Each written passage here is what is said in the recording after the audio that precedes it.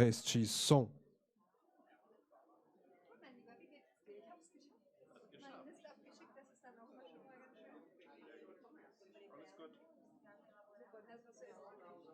Ja, ein kleines Sandwich muss nach, aber das aber ich dachte, ich esse jetzt nicht viel, bevor dann hier gleich liege und schlafe.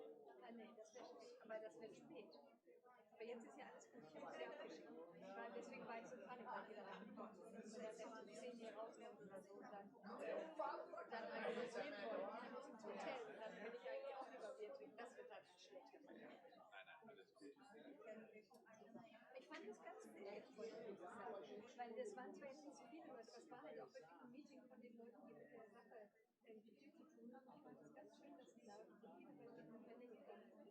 Ja, und es waren ja schon so 12, 13 unterschiedliche Organisationen. Genau, das meine ich. Also das genau. Es war so ein bisschen, das hatte ich vorhin schon gesagt, was glaube ich, man hätte doch machen müssen, wäre eine kurze Frage-Antwort-Runde, um einfach nachfragen zu können und dann den strategischen Austausch. Aber sie meinten, Oi, pessoal, boa noite, tudo bom? Nós vamos começar em 5 minutos, então logo nos falamos. Obrigada, pessoal.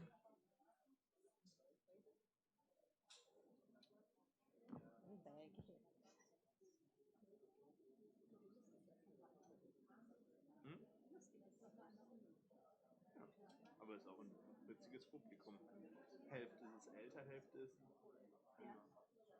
Andreas Behn kommt ja noch, der ist, Andreas Behn, das ist der hat jetzt angefangen für den DGB, fürs DGB Bildungswerk hier in São Paulo, ist aber seit 20 Jahren hier beim Rio angefangen für SG.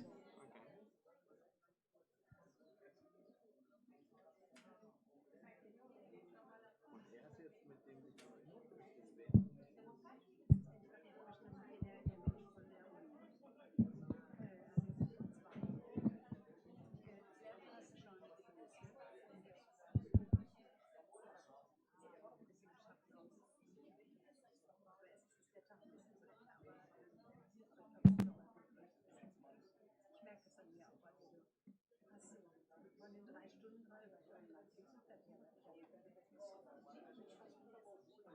Wir sind, glaube ich, also so alle, die so, man ist hier gerade so ein bisschen am Limit. Das ist nicht gut. Und da muss man auch gerade mal so überlegen, was kann man da eigentlich machen, was man aus dieser Sprachanspannungszeit rauskommt. Weil selbst wenn du das gar nicht willst oder auch lustige Sachen machst, da ist sowas unten drunter und das kriegst du nicht weg. Das ist irgendwie nicht gut. War denn der Input gerade okay? Also ich frage mal nur von der Präsentation, ja? Ja, also ich fand ein bisschen, am Anfang war es so ein bisschen, vielleicht eine Spur zu persönlich, sage ich jetzt mal, also so sehr ich hier meine Gesellschaft nicht feiern möchte, weil die Leute das nicht kennen. Dann gibt es so ein paar Sachen wie, wenn du sagst, die Nazis und die Stasi. Die Stasi spätestens weiß niemand, was das ist. Echt nicht? Nee. Also die wissen Nazis ja, aber eigentlich mehr, weil jetzt gerade die Debatte war, weil Bolsonaro ja gesagt hat, dass der Holocaust ein linkes Projekt war. Okay, echt? Okay, gut. Das hätte ich jetzt. Okay. Ne? Und Stasi sagt dann gar nichts. Gar nichts. Und musste dann sagen, Apparello del Servizio Secreto, also der Geheimdienst der DDR oder irgend sowas. Ja, guter Punkt. So. Staatssicherheit oder was weiß ich, das sind dann nochmal ganz Ja. Nee, okay, also okay, dann oder falls Sie das du sagst Stasi und sagst, das war irgendwie der sehr repressive Geheimdienst weil der sonst mit DDR. Staatssicherheit einfach, können die Leute auch nichts wenn das Auch nicht ist, mit als wenn du das jetzt übersetzt in so Nein. Okay, dann muss ich also mehr einordnen. Okay. also wenn man so Deutsch im Kontext bringt, Brasil ist sowas von selbstbezogen, das darf man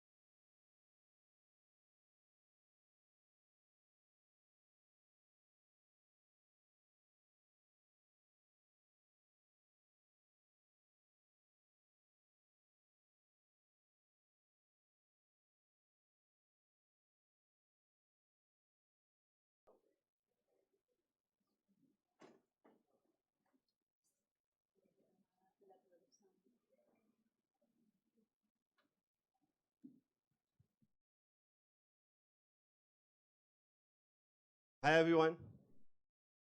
Good to see you here. It's a pleasure to see all of you with us tonight. Heute dürfen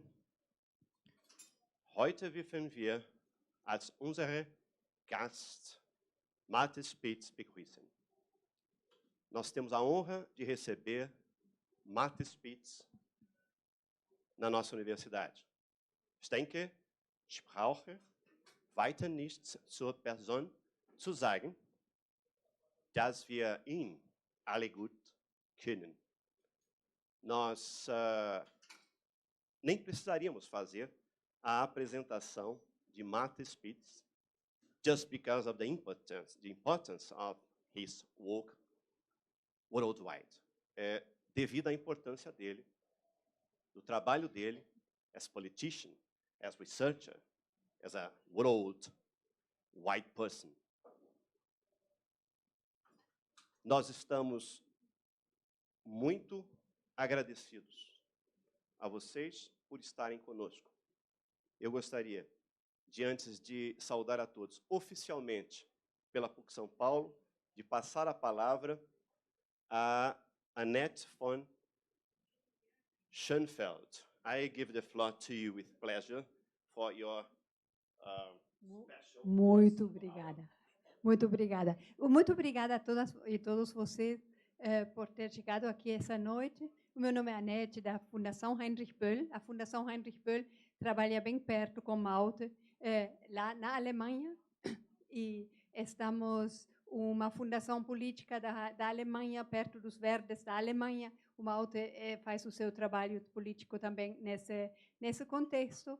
E faz 2 anos, mais ou menos, na verdade já faz mais tempo, mas intensificando esse trabalho faz 2 anos, a gente vê várias facetas do tema digital, que está fazendo mais e mais retos na nossa vida. Aqui o professor Sérgio Amadeu ajudou muito a gente a achar os nossos caminhos nessa. E nesse contexto, agora se deu a oportunidade de Malte vir aqui para a América Latina. Ele já estava na Colômbia e agora tem uma semana aqui no Brasil, aqui em São Paulo e no Rio. E estamos super felizes de poder assim, contar com essa sala aqui na PUC para realizar esse evento de hoje à noite junto com você. Muito obrigada, então, e eu passo de novo a palavra. Obrigado, Annette.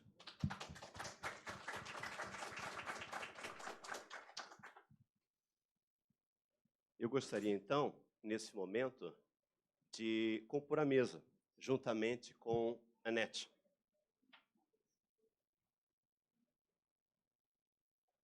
We have the honor to invite Malte Spitz to sit at the round table.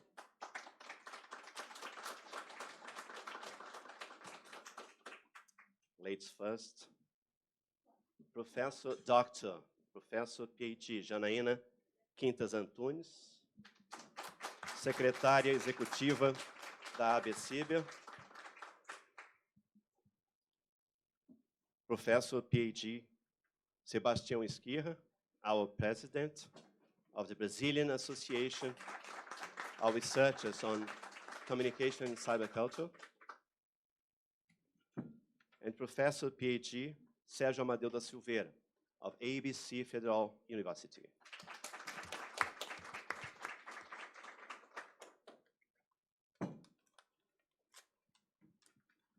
Eu gostaria de agradecer oficialmente, em nome da PUC São Paulo, especialmente da Assessoria de Relações Internacionais da PUC São Paulo, e pelo CENCIB, Centro Interdisciplinar de Pesquisas em Comunicação e Cibercultura,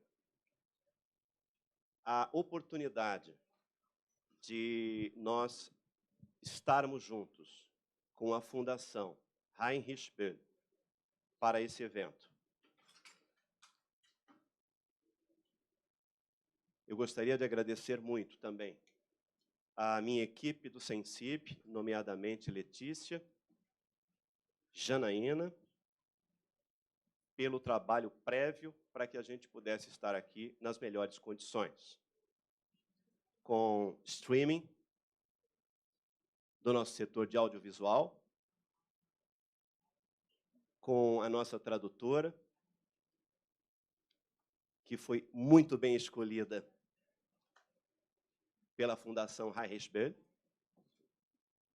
Agradecer ao staff da Fundação Heinrich, Manuela, e a Nete, comigo aqui, fazendo as boas-vindas a vocês. Queremos muito a PUC São Paulo, a ARI, Assessoria de Relações Internacionais, e o Sensib, repetir muitas vezes essa parceria com a Fundação Heinrich.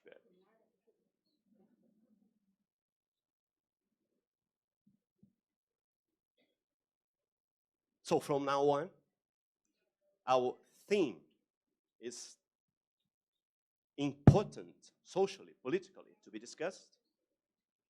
And we can discuss it urgently. So I give the floor to Janaína to conduct the panel discussion. Thank you a lot.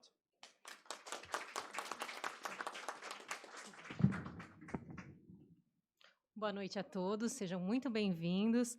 É com muito prazer que nós, da AB Ciber, juntamente com a Fundação Boll, trazemos essa grande conferência, como o Trivinho e a Anete mencionaram, né, dispensa apresentações de Malte Spitz. Né. Iniciaremos com uma fala de Malte de cerca de 30 minutos e, posteriormente, teremos os nossos debatedores, Sebastião Esquirra e Sérgio Amadeu. Bom, para nós falarmos um pouquinho de cada um, né, o Malte é o secretário-geral da GFF, que seria a Society for Civil Rights. Ele é escritor, é político, ativista e consultor em proteção de dados. Em 2014, ele publicou O que você está fazendo com meus dados? Livro que investiga modos pelos quais as agências públicas e as corporações tratam os dados pessoais. Malte também é membro de vários comitês do Partido Verde da Alemanha e o seu ativismo político abrange questões como regulamentações de mídia, internet e direitos civis. Ele chamou muito, como vocês sabem, a atenção internacional quando, em 2009, ele moveu um processo judicial contra a Telecom, né, por obter acesso aos seus dados e retê-los sem a sua autorização. Como resultado da ação, né, Malte recebeu dessa companhia 35.830 linhas de código, né, um detalhado relatório, né, quase minuto a minuto, de meio ano da sua vida. Né. Bom, posteriormente à fala de Malte, nós teremos os nossos debatedores. O primeiro, nosso querido Sérgio Amadeu, né, que é graduado em Ciências Sociais, é mestre e doutor em Ciência Política pela Universidade de São Paulo e professor da Universidade Federal do ABC, conselheiro da AB Ciber, né, e integrante do Comitê Gestor da Internet, o CGI. Né. Ele também é autor dos livros Tudo sobre Todos, Redes Digitais, Privacidade e Venda de Dados Pessoais, Exclusão Digital, A Miséria na Era da Informação, Software Livre, A Luta pela Liberdade do Conhecimento, entre outros. Logo em seguida, teremos a fala de Sebastião Esquirra, o presidente da AB Ciber, que é mestre e doutor pela ECA USP, foi bolsista Fulbright na Michigan State University, tendo cursado pós-doutorado na Universidade da Carolina do Norte e na Universidade Autônoma de Barcelona, na Espanha. Ele é autor de 6 livros e organizador de 5 obras acadêmicas. Ele atuou como docente na ECA USP, na PUC São Paulo, na PUC Campinas, na FIAN, na FAAP e na UMESP. Foi diretor da Faculdade de Comunicação e coordenador do Programa de Pós-Graduação em Comunicação da UMESP. Foi diretor cultural de Relações Internacionais e vice-presidente da Intercom. Né? Atualmente, ele lidera o grupo de pesquisa Contec e, como eu disse, é o nosso presidente da AB Ciber. Né? Então, eu gostaria que vocês recebessem com um caloroso abraço, um caloroso recebimento, nosso querido conferencista. É uma grande honra estar aqui, é muito bom recebê-lo. Então, Malte, por favor, fique à vontade.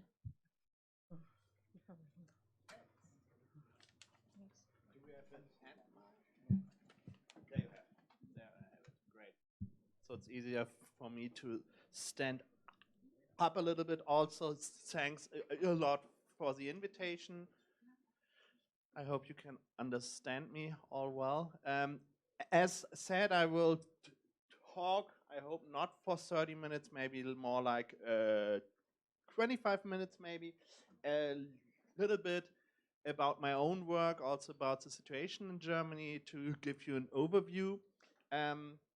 I choose a little bit as a title of this input, datafication of our everyday lives. And I think that's something important to understand, that every day we leave hundreds or even thousands of small data points, and it's not only something if we have a smartphone, for example. It's not only if we are online with Facebook. It's also like in our everyday life. If we go to a hospital, if we go and have some contact with the police and so on. So it's something which isn't only something in the digital world, but also in the digital world. I start with a picture from a German supermarket. It's like a large supermarket chain, and they have in the entrance, they have this sign up saying, if you hand us your email address, you will get a sparkling, you will get a bottle of sparkling wine for free. So handing over your email address, it's in Germany around €3.50, or here in Brazil something like 14 or 15 real. That shows that personal information like our email address or our name or some extra informations is, for a company like this supermarket, something really valuable. And I think that we have to understand this to see and understand the system of this everyday datafication. And the second thing is important when I talk about this. It isn't only about this one small information which becomes huge, like this email address or a hospital visit. It is more, and that is even more somehow scary. It's the interconnection of hundreds, thousands of informations on us. So it's your email address and your house address. It's your holiday stay, it's your air flight, it's your checking in at a hotel, it's you paying with a credit card.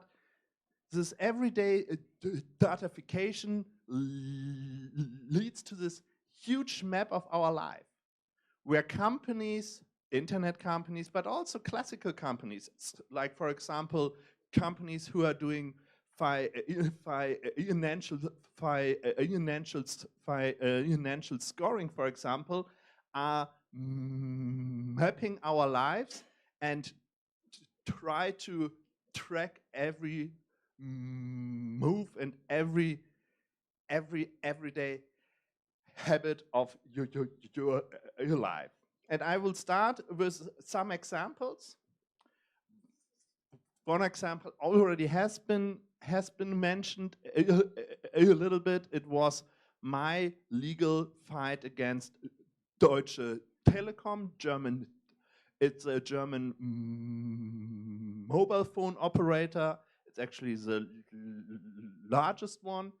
And they asked them in the summer of 2009, so almost 10 years ago, a really simple question. I just sent them a letter asking for all the personal information they have on me. It's pretty easy question. You can answer no, you can say, yes, I have something, I have this. And the first answer of them was, yes, we have some information, your name and your address, but it's all fine. You don't have to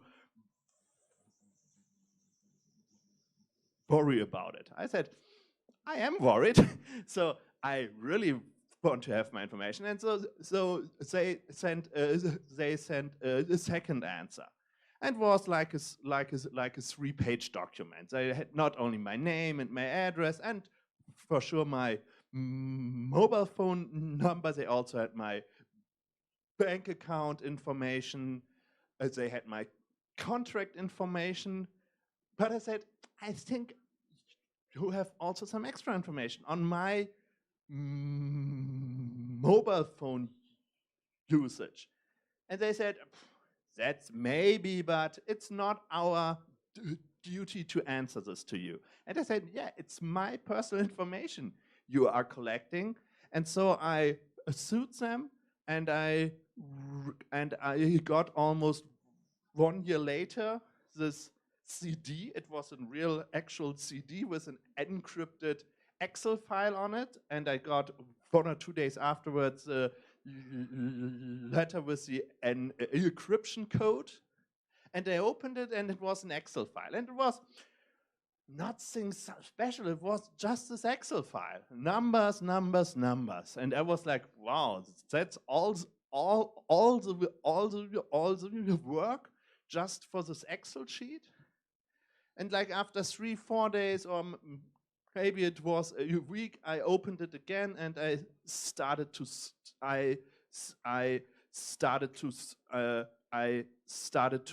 scroll down. And I scrolled 1 minute, 2 minutes, 3 minutes, 4 minutes, 5 minutes. At the end, it was almost 10 minutes. My finger hurt it afterwards because I was scrolling the whole time. And I ended up in the line 35,810. And that was a moment for me where I understand all of this. Because those was 35,810 times an information on my everyday life. It was in the first column. It was a date. It was a time. It was my mobile phone number. It was the information of who I'm called, for example, who I'm sent a text message. It showed me if I was on the internet with my mobile phone. Back then, it was like a real mobile phone. It wasn't a smartphone. It had no apps. It was just like an internet browser on it and an email client. And at the end of this Excel file, like in the almost last column, they also had geolocation information on me. 35,810 times geolocation information of me. It wasn't like the exact geolocation information. So it wasn't like GPS where they could track me up to 5 meters. But it was the geolocation information of the corporate network. So they could track me in a city like here for around 30 meters, 50 meters, 80 meters. So they would have known that I'm here in this building here tonight. And they also know this of all of you, because I think all of you have some sort of a smartphone or a mobile phone. And this is something that you cannot turn off. It isn't like if you go in your privacy settings and just say no interconnection or no to geolocation transfer. It's not possible to turn off, because these information are collected by your mobile phone operator. It isn't the app you are using. It's a cell phone network which collects these information. So the only possibility you have is to turn off your mobile phone. But the idea of a mobile phone is that you are connected all the time and that someone can call you and not that your mobile phone is off all the day. So afterwards, when I saw this and I thought about it quite a lot, I said, okay, this is something I have to show people. This is something where people have to understand what this somehow datafication, or in this case, the collection of mobile phone data means. So I started a corporation, or not corporation. I started a partnership with Zeit, which is one of the largest German newspapers, to publish this information. And they created this interactive map on me, where you can see me for 6 months of my life, between August 2009 and February 2010. Every day. In the morning, you can see where I stand up. Here, you can see how I go by high-speed train from the city of Frankfurt to the city of Cologne, for example. You can zoom in. You can see if I have a call, if I send a text message, when it blinks up. And this was really helpful, I think, for quite a lot of people, because people understood that something like your mobile phone is collecting quite a lot of information of you, personal information. You can see when I wake up in the morning, you can see where I go to sleep, for example. You could also see if I sleep at a different place as my wife does. You could see everything out of it, because it's like a mirror of your life. Because if you see at your own mobile phone usage, you are using it quite intense, often, in the morning, in the evening, going out for partying every day. I will talk about something else, health system. Every one of us is sometimes at a doctor's office, even sometimes in a hospital or something else. And I also ask for the information there. I asked at my health insurance company, for example. And they also handed me over some information. In this case, it was really typical German accuracy. It was like an 8 pages long paper, and they showed me every doctor's visit from the last 3 years. The date, the doctor's office. They also showed me, which was quite interesting, how much money the doctor got for my visit. And which was also interesting, that at every time you had this on the list. It's the so-called ICD-10 system by the World Health Organization. It's like a global standard of identification of illness. So every illness you can have, a cough, HIV, everything has a special ICD-10 code. It's a global standard. You could go with this ICD-10 code to a hospital here, and they knew exactly what I had.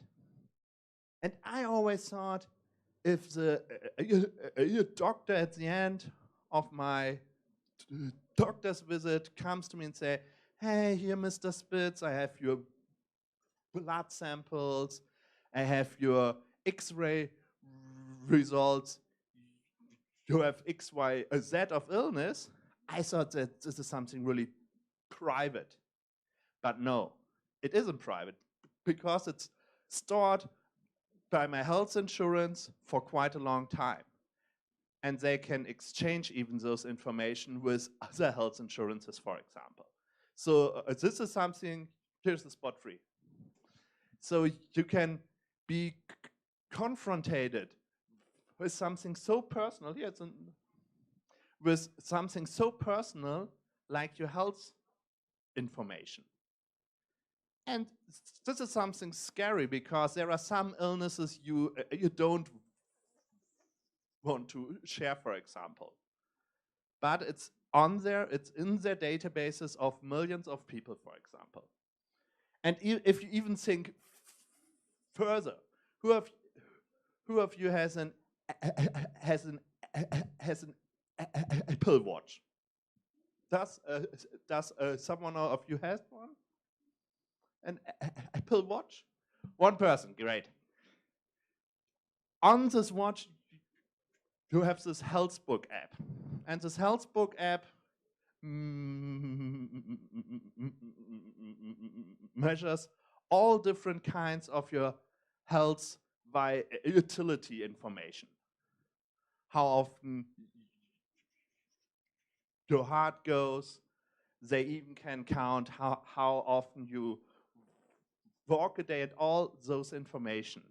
It's like similar like the information from my mobile phone. It's just the information on your health. It's collected all the time for years. And if you even think further, who could have access to this information?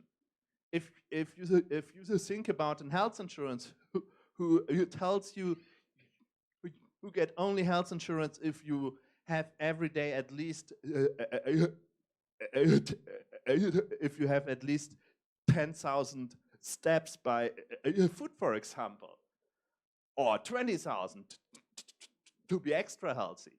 So this is something, and you say, no, I don't walk. I have to take the bus, for example, or something else.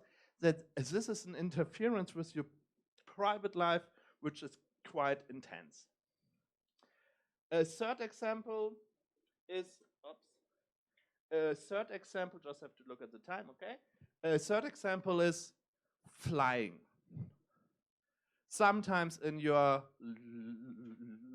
life, you will have a flight inside this very wonderful but also huge country like Brazil, which I didn't knew before when I said, okay, I go first to Bogota and afterwards to Sao Paulo. Haven't realized that this is a 6-hour flight, because in Europe you're normally flying maybe 3 hours, but that's a lot. And 6 hours is just like half the continent here. So flying happens sometimes. And I also ask my airlines, which I flew with over the last years, if they could hand me over those information. And I also got an answer. This is the airline data, the so-called passenger name records, PNR, of 3 flights. It's 18 pages, 18 small pages, like huge pages with small with small numbers on. Some informations are blackened for security reasons, for example, but that shows you that even something like every day, like a flight, has sometimes 60 different informations on you. Your address, the IP address if you check in online.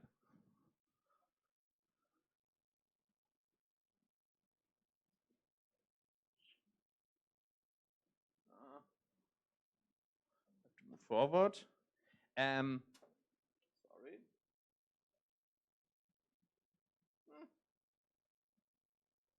Now it's not working.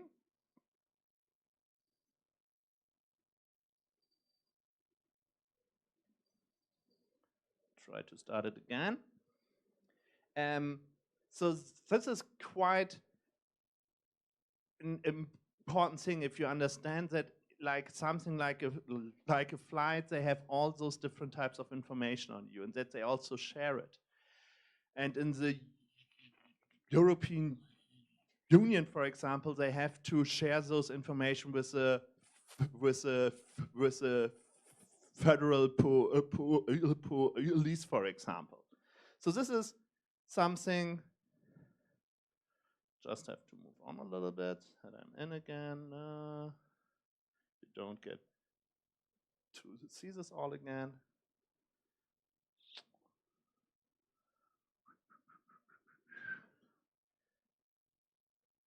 And also, and this is also something where maybe most of us know something about, is about our digital fingerprints when we use the internet, for example, or if we use apps on our smartphones.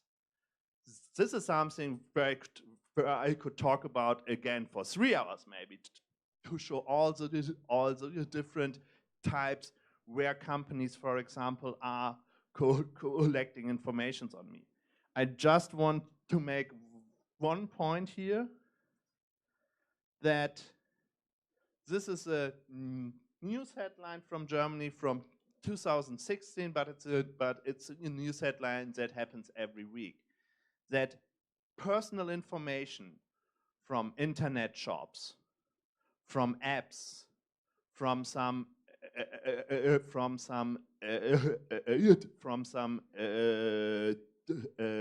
data brokers are getting stolen on the internet.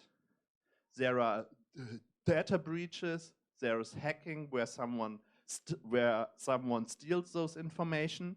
So we have to understand that those information are insecure. And what does it all mean?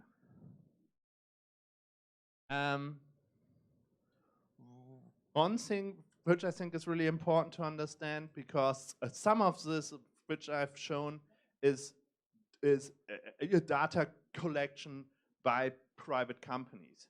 But what we see is an interconnection between private companies who are collecting all this information on us, like the mobile phone operator, like the airline, like the health insurance. But at the same time, law enforcement agencies or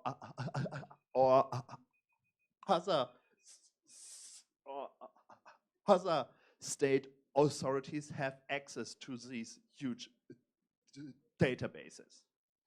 So even if those informations aren't collected by the state, they can still get access to it. And in some on some issues, like as I said, with the passenger name records, there is even a mandatory data sharing between the private company and the federal police, for example.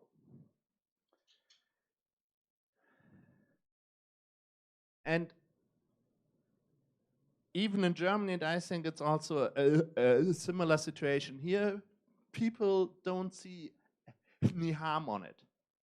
They are saying, okay, they have those information, but it's okay, I have nothing to hide. And they don't see what types of collateral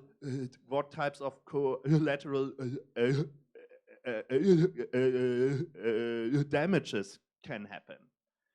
And they can also not see like some shocking pictures, because a data breach isn't a shocking picture. It's just like someone stealing information from a hard drive.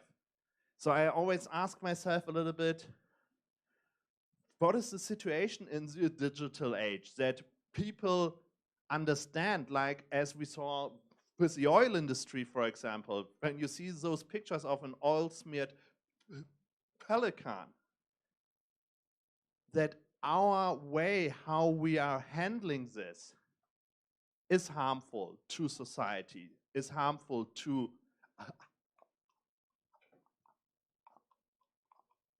other people. It's even harmful sometimes to ourselves.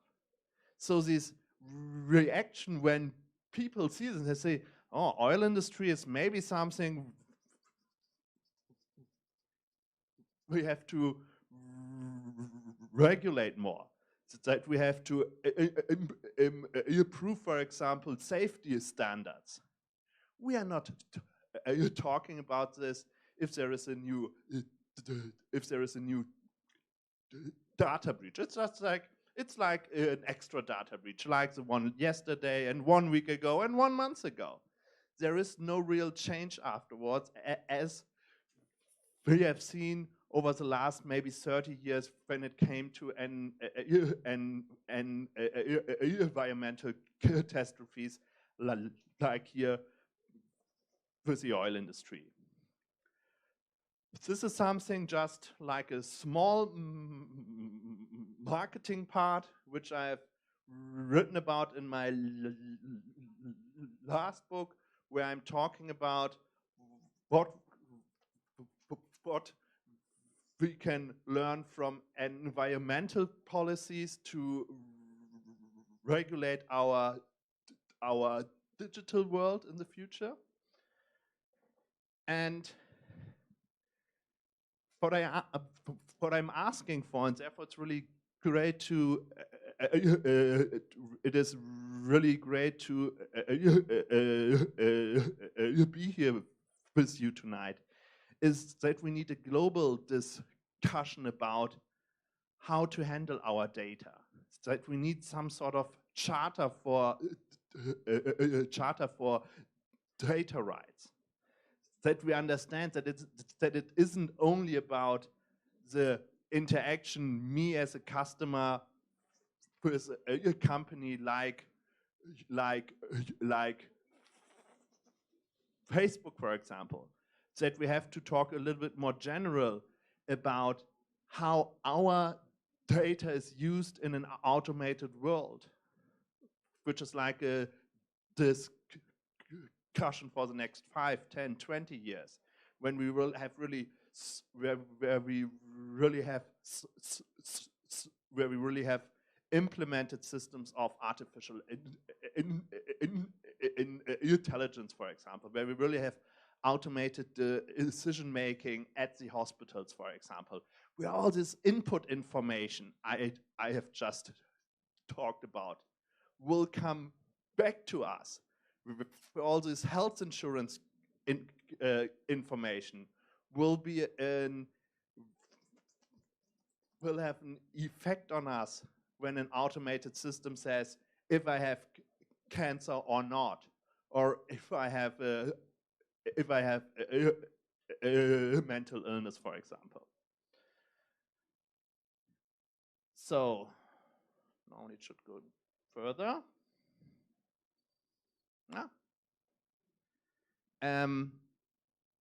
And the second thing is that we have to understand that we have to find, when it comes to the regulation of all of this, that we have to find new alliances, that we have to interact this discussion with other discussions. And I think one issue, for example, is the combination of data protection and the social questions of social inclusion, for example. And even if the person says today, I have nothing to hide, they will understand that they have to hide something. If every move they take, if every call they make, if every text message they send, if every internet link they are clicking on has somewhere in their life again an effect on them if there are automated decision-making systems which will include all this information on the decisions made on you.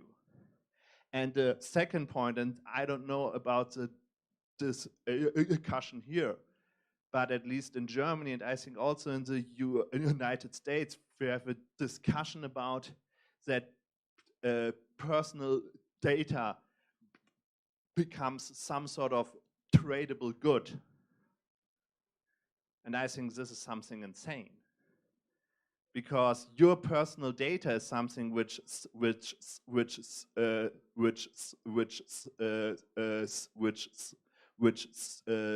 is so close connected to your private life, to your dignity, that you should not trade it. It's a little bit like the story of the person who sold his soul, for example. That's not what you are doing. And so therefore I think we have to fight this concept, because I would really make a big change again, and it would even get worse than today.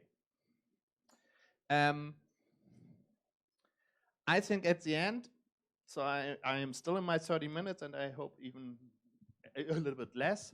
I think we have to talk politically about new forms of regulation. I think at the moment, regulation, at least in Germany, I can say it, sometimes sucks because it isn't really working out. We are regulating sometimes issues from 5 years ago, 10 years ago, which are not the questions anymore of today. So I think we have to find new forms of regulation. We have to use issues like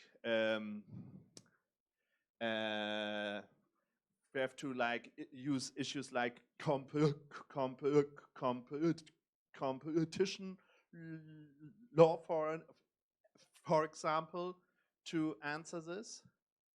Second thing is, and this is something sometimes happens and sometimes it doesn't, that we have to find new ways how to handle all of this, so that we find new technological systems who are privacy enhancing and that are not privacy destroying. And the third way is that we have to activate the individual. And this is also maybe a lesson learned, which I found out when I wrote my second book about the environmental politics and what we can learn from it for regulating the digital world. If the individual doesn't understand that some things are bad for him, or at that time for the environment, it's really difficult to change something, even if you have the best regulation. So I think activate the individual to be sometimes smarter, to make a smarter choice, to also understand what it means if they hand over all this personal information on them. I think that's a very important issue where every one of us can help with.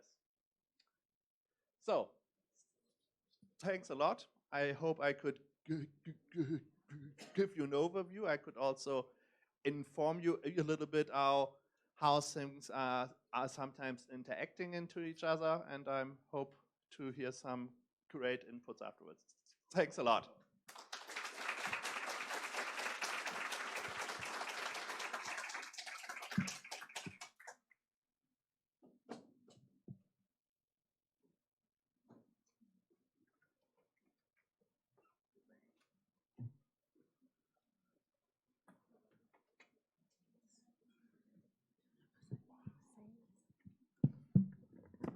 Malte, once again, especially after your speech, I like to reiterate how pleased we are to have you here. So, thanks a bunch for your amazing conference.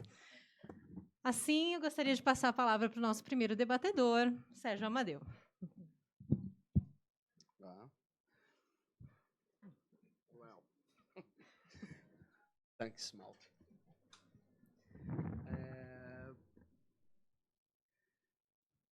Eu vou colocar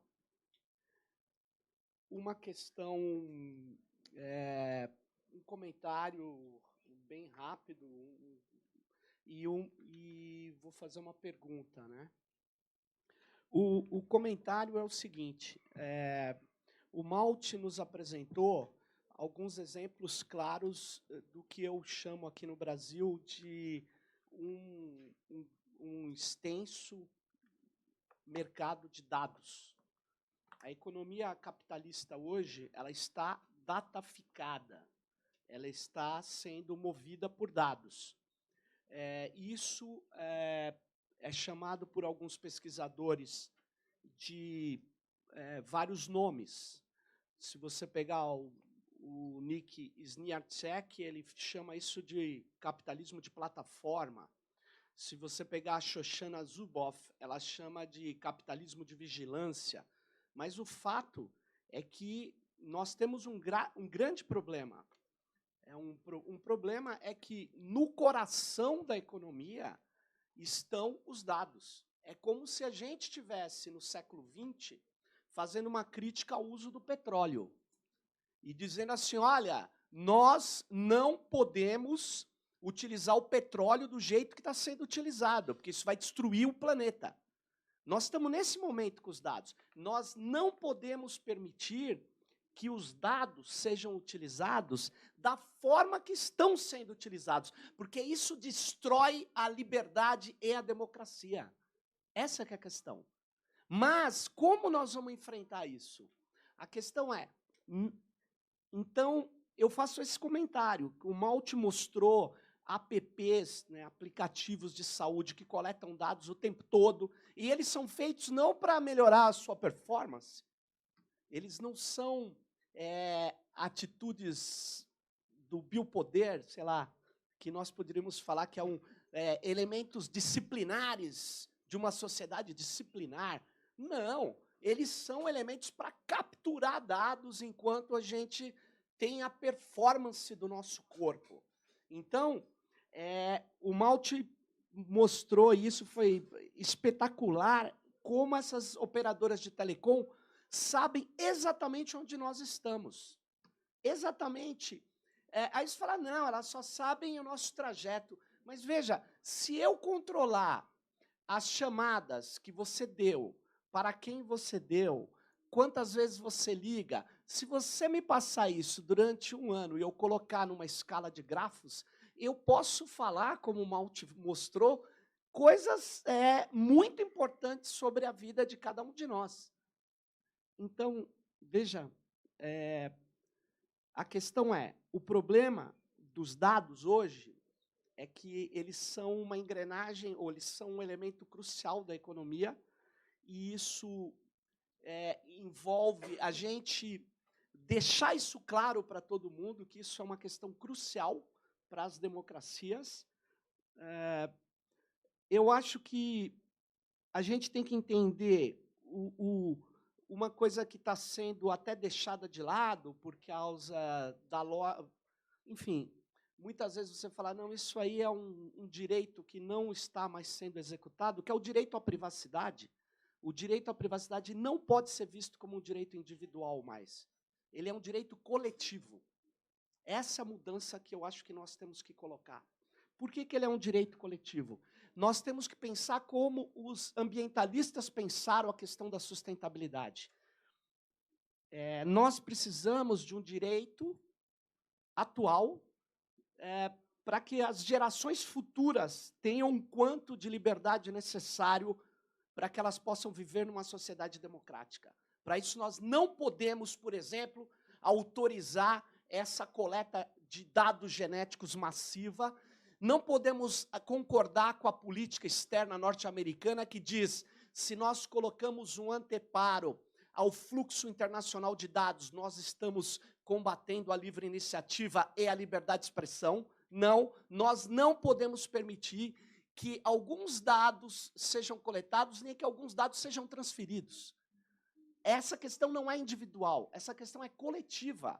É do direito do... Inclusive, é uma questão de futuro, insisto, das gerações futuras continuarem tendo oportunidade de viver num mundo que tenha liberdade. E aí eu pergunto, eu peço ao Malte que ele citou uma questão muito importante sobre a predição, né, sobre aquilo que esses dados coletados, eles não são um problema só porque eles dizem respeito ao que eles sabem da gente hoje. O problema são os algoritmos que dizem, fazem probabilidades do que nós seremos. E aí uma probabilidade passa a ser a verdade. Eu pergunto, será que nós, Malte, não precisamos superar o próprio Regulamento Geral de Proteção de Dados europeu? Você não acha que ele é muito frágil para enfrentar essa situação de cruzamento de dados, de predição? Você não acha que nós temos que ter um regulamento específico para isso? Essa é a minha questão para o Malte. Obrigado.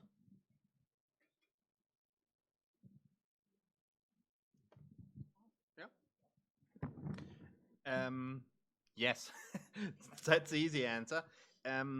I think when it comes to systems of prediction, we have to have a clear regulation when it comes to issues like which are infringing your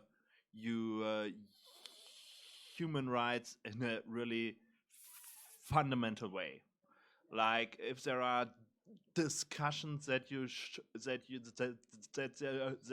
should be judges in the future, like computers judging you for example minor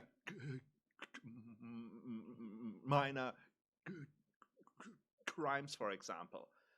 So this is something I would say we should say clearly no to it. Or there are issues when it comes to our health system. Who should get an organ transplant? It's a clear issue that this cannot be decided by an automated system which says this person maybe had over the last 30 years too many hamburgers. I'm sorry for you, Malte. You don't get a new heart, for example, implanted,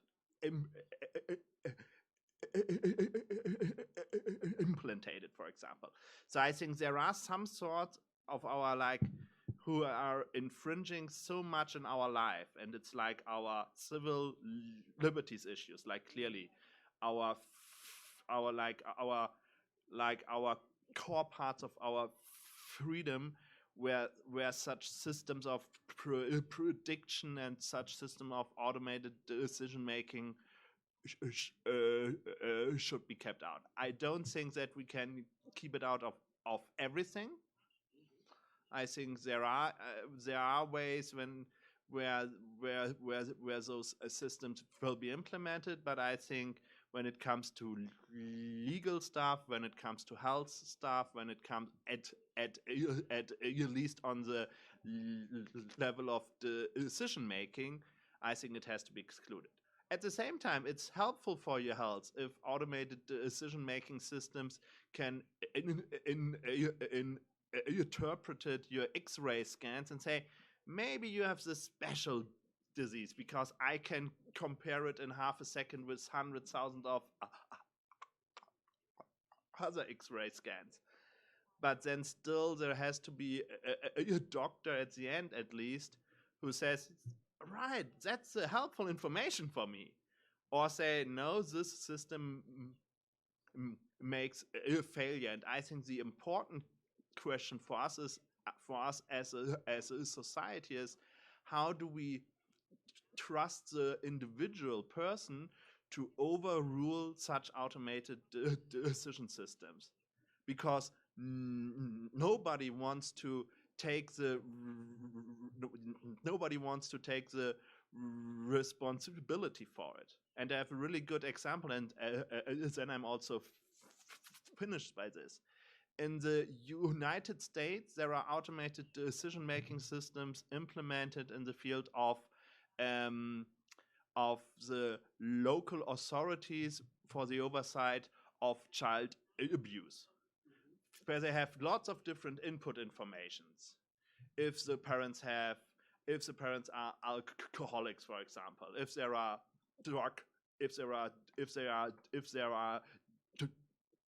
drug crimes, for example, and so on. Even school informations like the grades of the kids and so on. And those systems then turn out with a possibility prediction score, which says this children should be taken out of his family or of her family. And I think to take out a child of a family cannot be done by an automated system. And I think those are the fields where those systems can help to identify problems, but those systems cannot make the decision. And at the end, we have to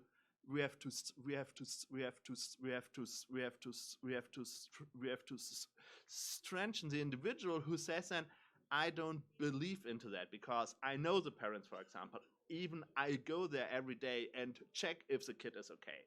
And this type of keeping up the possibility that still an individual can overturn is something where I have no answer yet, because everyone says it's easier for me to trust the system and argue afterwards. I have just followed this smart system as to argue why you have chosen a different path. Mais algum comentário adicional? Então eu passo a palavra ao nosso segundo debatedor, Sebastião Esquirra. Bom, obrigado a todos. Obrigado, Mark. Malte, eu tenho a agradecer também a participação de vocês. E eu não sou um especialista neste campo com precisão, mas eu tenho acompanhado a questão das liberdades humanas, o uso das tecnologias e a amplíssima penetração de tecnologias nos hábitos dos seres humanos no dia a dia. De fato, nós estamos falando de Big Data. Nós estamos falando de dos grandes bancos de dados que já existem por todas as partes, e a relação destes sistemas de estoque e controle e o ser humano, na sua individualidade ou na sua coletividade. De fato, Sérgio, nós estamos falando de humanidade. Quando você falava não era do indivíduo, e sim do coletivo, eu acho que é uma questão importantíssima, porque envolve a humanidade. Envolve o destino de nós mesmos. Eu, pelo bem ou pelo mal, não tenho filhos, mas vocês que têm filhos ou aqueles que têm netos, têm que se preocupar bastante, porque o futuro ele é realmente preocupante.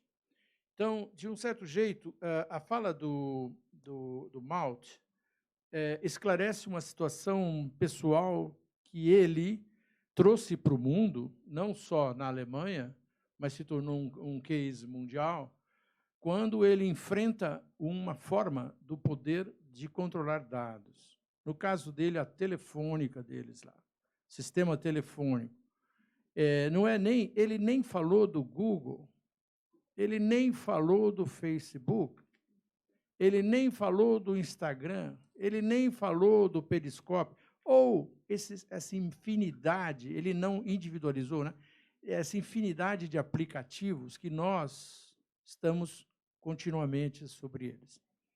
Notícias vêm sendo publicadas continuamente, mostrando a quantidade de informação, e já tem uma literatura gigantesca sobre isso, mostrando o que o Google tem sobre as nossas pessoas no mundo inteiro. Acabei de lembrar que ele também não falou da NSA, ele nem citou o Julian Assange, ele nem, indiretamente sim, porque é um contexto maior, mas e ele também não tocou na Deep Web, quer dizer, a quantidade de informações que circulam também abaixo da superfície. Nós estamos vivendo, os pesquisadores, e aí eu me incluo, aí eu estou dentro, eu estou lendo um volume gigantesco de textos que mostram o perigo que nós, enquanto civilização, corremos, por causa da pervasividade das nossas vidas, dos nossos dados. Quando ele falou dos relógios que controlam a sua pressão e que esses dados eles sobem, imagine o Waze, o simples e inofensivo Waze que nós temos no nosso carro, além do nosso celular, que ninguém mais vive sem. Então, esses dados estão todos sendo canalizados, arquivados e controlados por sistemas que aparece muito claro em filmes, no filme que tem no Netflix, que já vou me lembrar, dizendo que toda vez nós somos submetidos àquela carta enorme de princípios, a gente diz, I agree, né? I agree. Só que nós entregamos tudo para o Google, tudo. O conteúdo, uma imagem sua, uma imagem que você fez do seu filho, de uma natureza, a propriedade não é exclusiva nossa. Então, esse cenário é muito grande.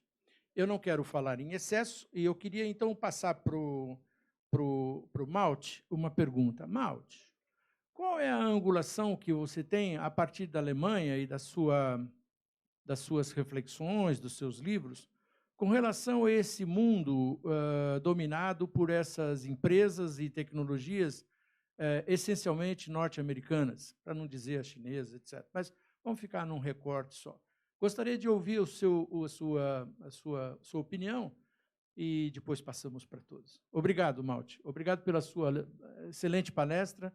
Nos instigou bastante a refletir sobre o tema.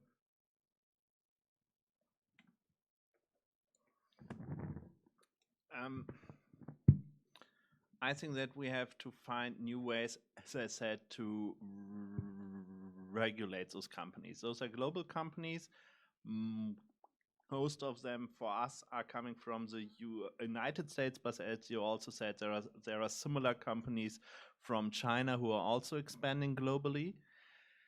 And even if I would say that something like GDPR, like the General Data Protection Regulation from the European Union, even has an effect outside of the European Union, because those large global companies are implementing this regulation, and some parts are even implemented globally, which is like a positive way of regulation. So therefore, like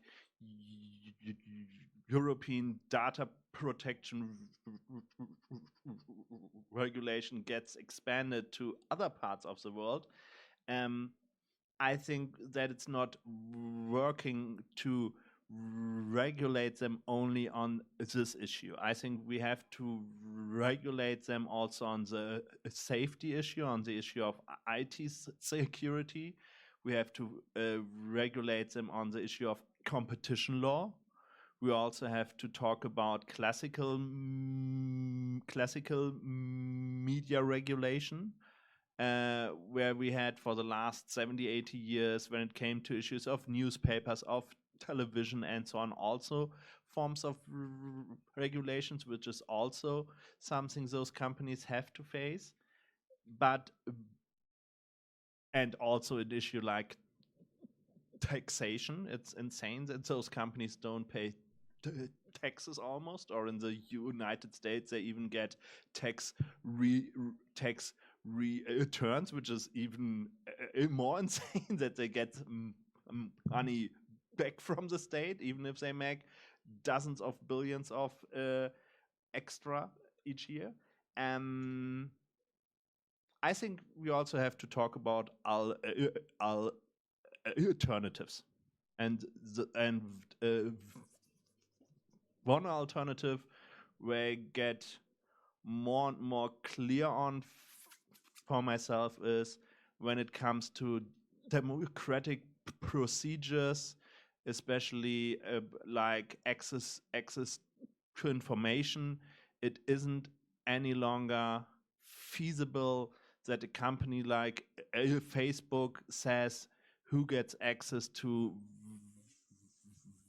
which information, and that they are interested in to even spread extra hatred, that they even spread extra rumors because people are clicking on it, and every click you do is for them an extra advertisement. Every advertisement is an extra income for them. So that those companies have an interest to promote informations as that are false. And I think this is something where we have to talk about alternatives, and I really hope for that we find a third way besides the very strong capitalistic system from the United States, a third way besides the Chinese way of mass control and surveillance, a third way which on the one hand keeps an open and free internet, and at the same time at least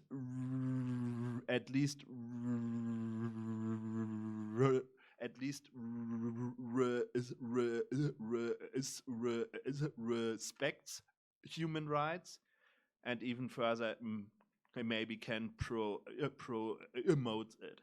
And this third way, I think, is something which is possible, but it has to be something where we have to fight against for. And this is something where you not only can start here in Brazil, or I'm in Germany, or even as the European Union. It really has to be a third way of people, economies, society who say that this Chinese system and this US capitalistic driven system isn't working on some parts of our society when it comes to the digital information world.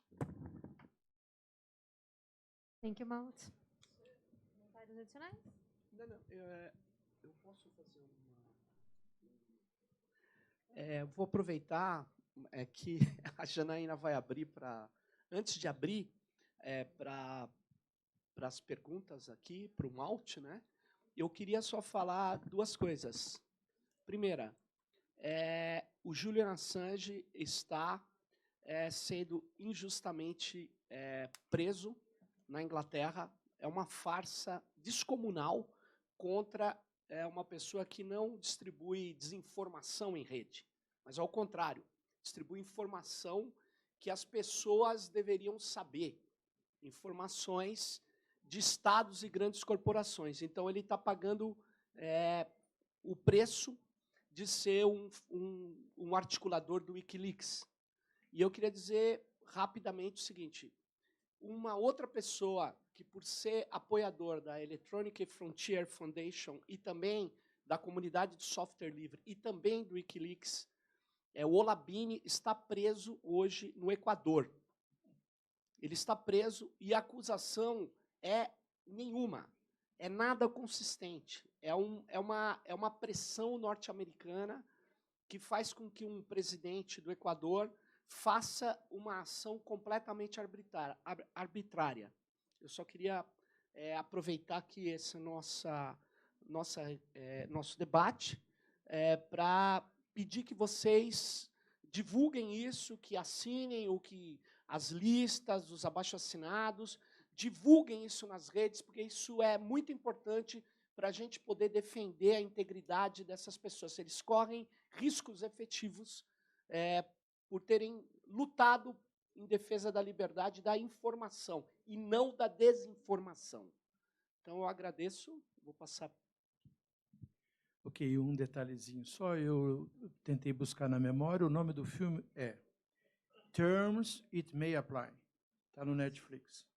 Então, aí todos nós vamos ficar chocados com a informação que nós entregamos todos para eles. Esse vídeo é extraordinário. Sobre o Julian Assange, eu ia só complementar, por causa do fato específico, que ele está hoje preso e está julgado lá pela justiça inglesa, o filme Risk, R-S-K, no Netflix também, e também o filme Quinto Poder, para vocês se contextualizarem dentro desse fenômeno que está acontecendo hoje, de uma injustiça, como o Sérgio disse, de uma pessoa que só fez uma coisa, tornou público os documentos. Ele não é autor dos documentos. Então, eu agradeço a oportunidade de falar a segunda vez. Tá? Malte, would you like to say something else regarding the last comment? No? It's okay? Caros, então eu abro o debate ao público. Perguntas?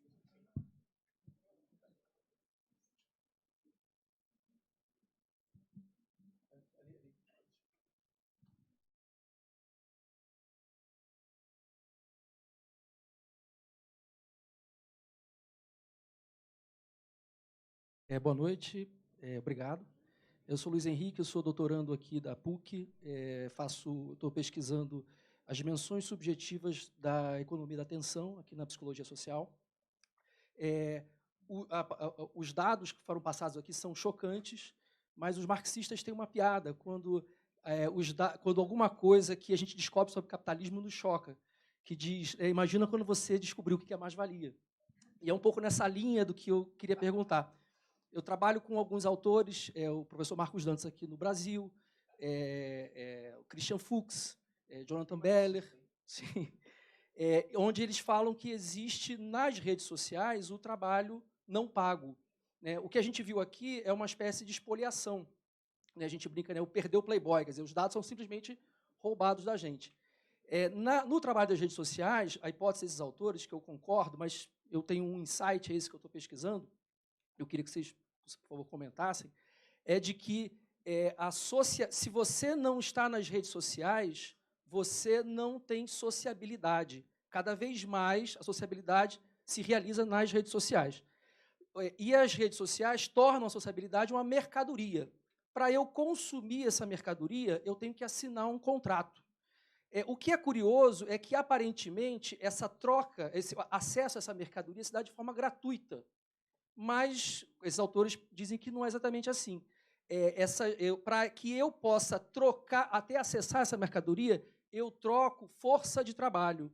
Eu estou ali produzindo dados que vão ser processados em o que eu chamo de dados existenciais, e esses dados é que vão formatar a mercadoria publicidade dirigida.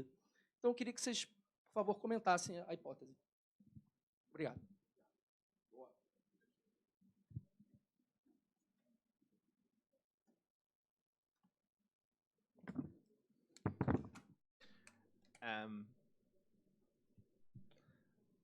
I think it's a problem, what I've said in my presentation, that people don't see the harm at the moment.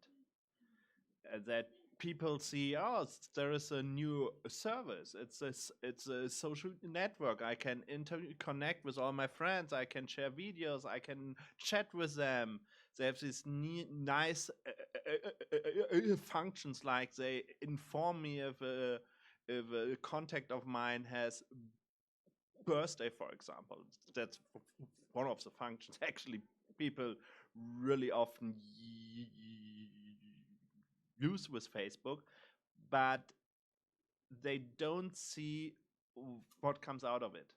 And it isn't only something about social networks, it's also something about our everyday life. If you go to a supermarket, or I heard the case here in Brazil about a pharmacy who asks you for your tax ID number, and if you hand out your tax ID number, that you get a discount if you will buy something there. And people say, cool, I have to pay 5% less or so. but they don't understand that they are paying with information that are used against them sometimes. They are not used against them at the moment, but they are used in the moment where maybe this pharmacy will sell those informations to a health insurance company. And then the health insurance companies, we know everything you have bought for the last 5 years, what types of medicines, for example, and we knew that you are really sick. So you have to pay an extra amount for your health insurance, for example. And then this whole 5% discount turns out to be a much more expensive health insurance for the next 30, 40 years of your life. And I think this is something people don't see at the moment. And that was why I've shown this picture of this oil-smeared pelican, that people have to see what happens in the back, or what can happen in the future, and what you have also said, Sergio, about sustainability, that we also don't have to think about the maximization of profit or personal profit at the moment, but that we have to see what is our own cost, what are the social costs in the future for society if all this data gets out, gets used. And so I also think that we have to think about new terms, how to phrase it. I would even go further, that it isn't non-paid work, because non-paid work sounds at least not that bad. It's like, it's something where you engage with, but it's more the type was what Shoshana Zuboff says, that it's like surveillance capitalism, which I think is one step further than just saying it's non-paid work. But maybe people have to understand this first, that it is maybe non-paid work, to understand that you are actually, with your social interaction, providing Facebook an annual turnover of $25 billion, that they make a turnover for every user globally of $12 each year.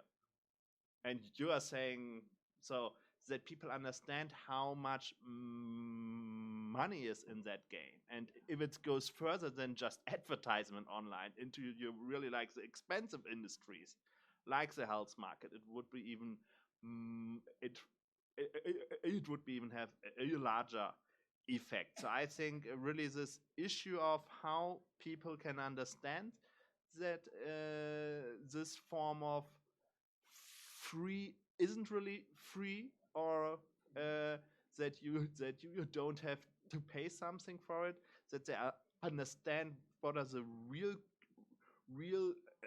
costs in the long run, as we are arguing at the moment on an issue like climate change, that this has a long-time effect and long-time cost, that people have to understand this for the digital world. And I hope that they understand it earlier than with the climate change issue, because climate change we knew for 40, 50 years and nothing really happened. I don't hope that we are also waiting here 30, 40 extra years to change something.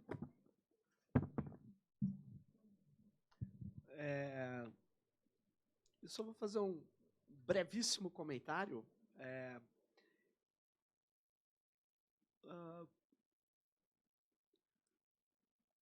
O capitalismo, se eu for usar a perspectiva marxista, ele se alterou muito.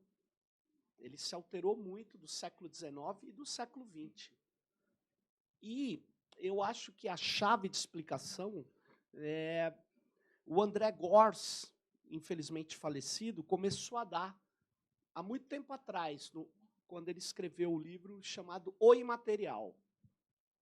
É nessa perspectiva do André Gorz é que eu comecei a refletir e acho que se eu for trabalhar a questão exclusiva a partir do marxismo, é preciso, então, entender que a produção de mais-valia do engenheiro do Facebook, que existe, não existe peão de fábrica no Facebook.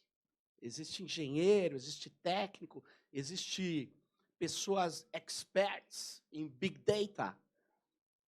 Essas pessoas, que é muito difícil você dizer, eles, sem dúvida nenhuma, o que eles trabalham geram mais valor. Mas a minha filha, quando vai na balada e não está trabalhando, está se divertindo, ela gera talvez mais valor que o engenheiro do Facebook. O que eu quero dizer é o seguinte, a extração de mais-valia, se eu for, tem que superar essa visão do Marx, porque ela não é feita mais dentro do processo da fábrica, não é feito mais na esfera da produção. Ela se você quiser ficar com o termo sobrevalor ou mais-valia, você vai, na minha opinião, ela não é feito mais nem no mundo do trabalho. É uma extração de mais-valia altamente social. Por isso que quem tem razão, se for permanecer dentro do parâmetro marxista, é o André Gorz. E dali que vem a justificativa, não é nem por causa da robótica, da inteligência artificial vai tomar emprego, aí o André Gorz falava, nós precisamos de uma renda mínima de cidadania, de vida. Não é nem porque vinha a inteligência artificial, é porque o valor é gerado socialmente. Essa que é a questão. Então, eu não... Por isso que o Fuchs ele não chega nisso. Não chega. Então, eu acho que é preciso forçar essa barra e ampliar para autores que estão numa chave entre o Marx e o Foucault. Uma sugestão.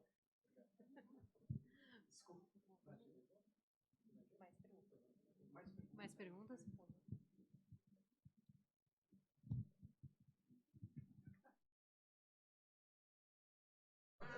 Fazendo a banca.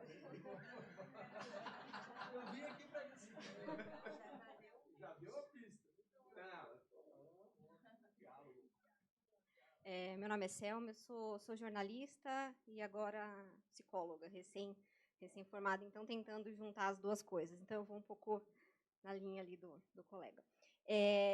O que eu fico perguntando, e é uma pergunta pessimista, né? Talvez porque eu gostaria que você me desse uma resposta mais otimista.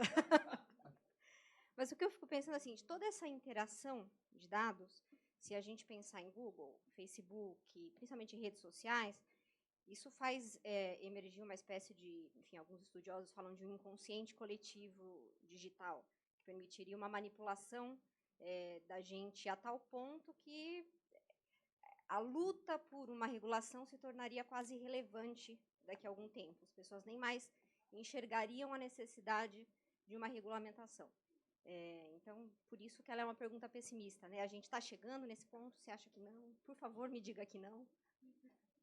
É isso.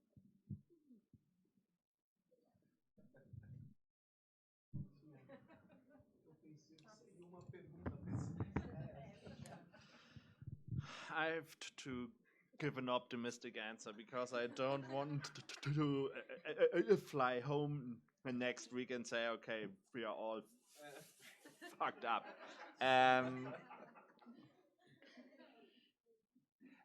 No, but like I also have to say that I am worried about that a company like Facebook, if they are using their powers and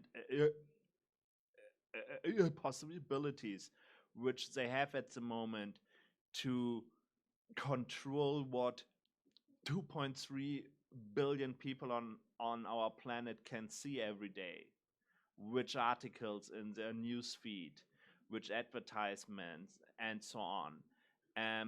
If they use this power much stronger as they are using it now for their own purposes. At the moment, I haven't seen any studies yet where they are using it for their own reasons.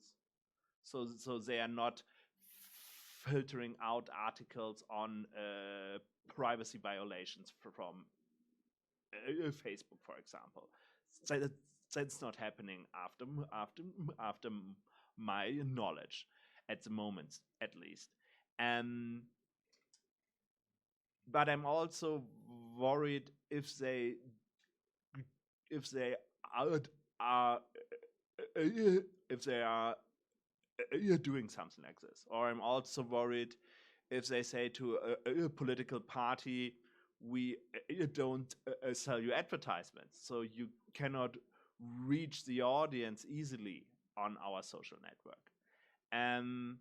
Where I'm still optimistic is, first, that we always have to understand that still the internet is open and